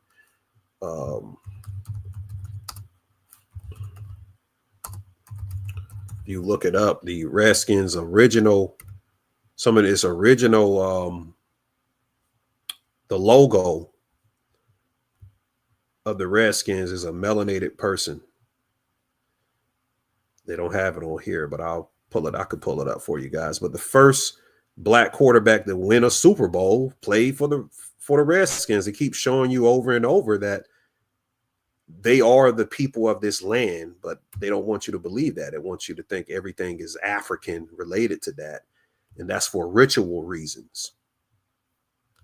Also, the other black quarterback that won a Super Bowl, Russell Wilson, he played for the Seahawks, which is also connected to some Native American. And then Patrick Mahomes, he won a Super Bowl. The Chiefs, he played for the Chiefs. So they're implementing the ritual of themes around that. Speaking of Seahawks, the player that tackled Jaden McDaniels wore the number 42. It was a white player wearing 42. That's the N-word, touchdown 42 racial slur. Remember, Martin lived in an apartment 42. So it was a 42 humiliation ritual for him to break his arm.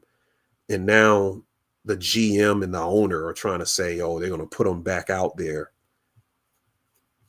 all over again. And RG3, Robert Griffin III, he broke his leg, and they did the same with him, and he was never the same again. So this is a big time ritual happening on the world stage right now.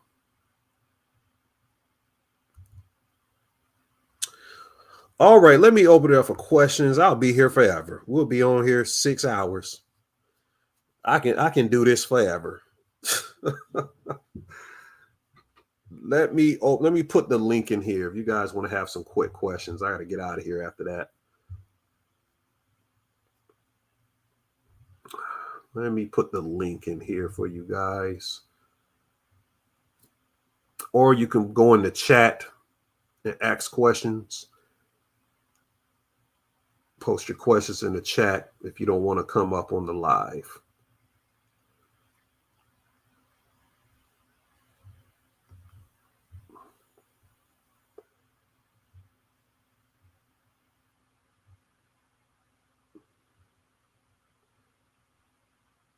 All right, I just posted it in there. Let me see. I'm going to stop sharing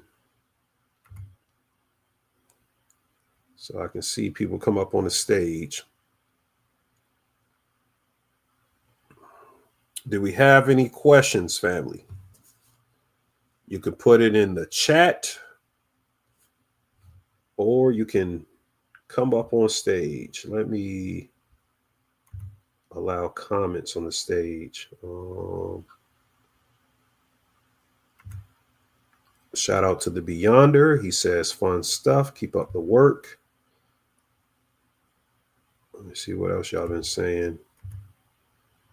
Shout out to Firestar. He says, don't forget you are the ultimate guardians of the planet.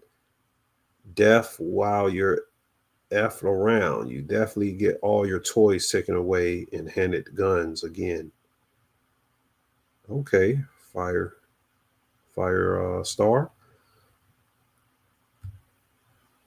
Let's see what else y'all saying.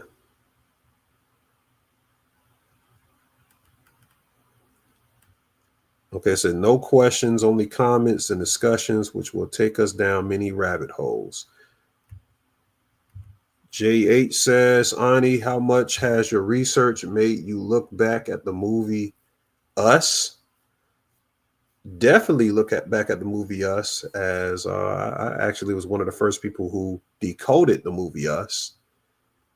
Yeah, it shows a lot of what's happening today, especially in the Black diaspora. If you was here early in the video, I kind of broke that diaspora war thing down and what Us was really about and the symbolism of it.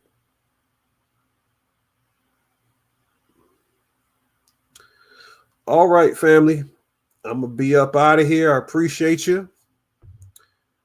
It was a good one. I think that's a classic video.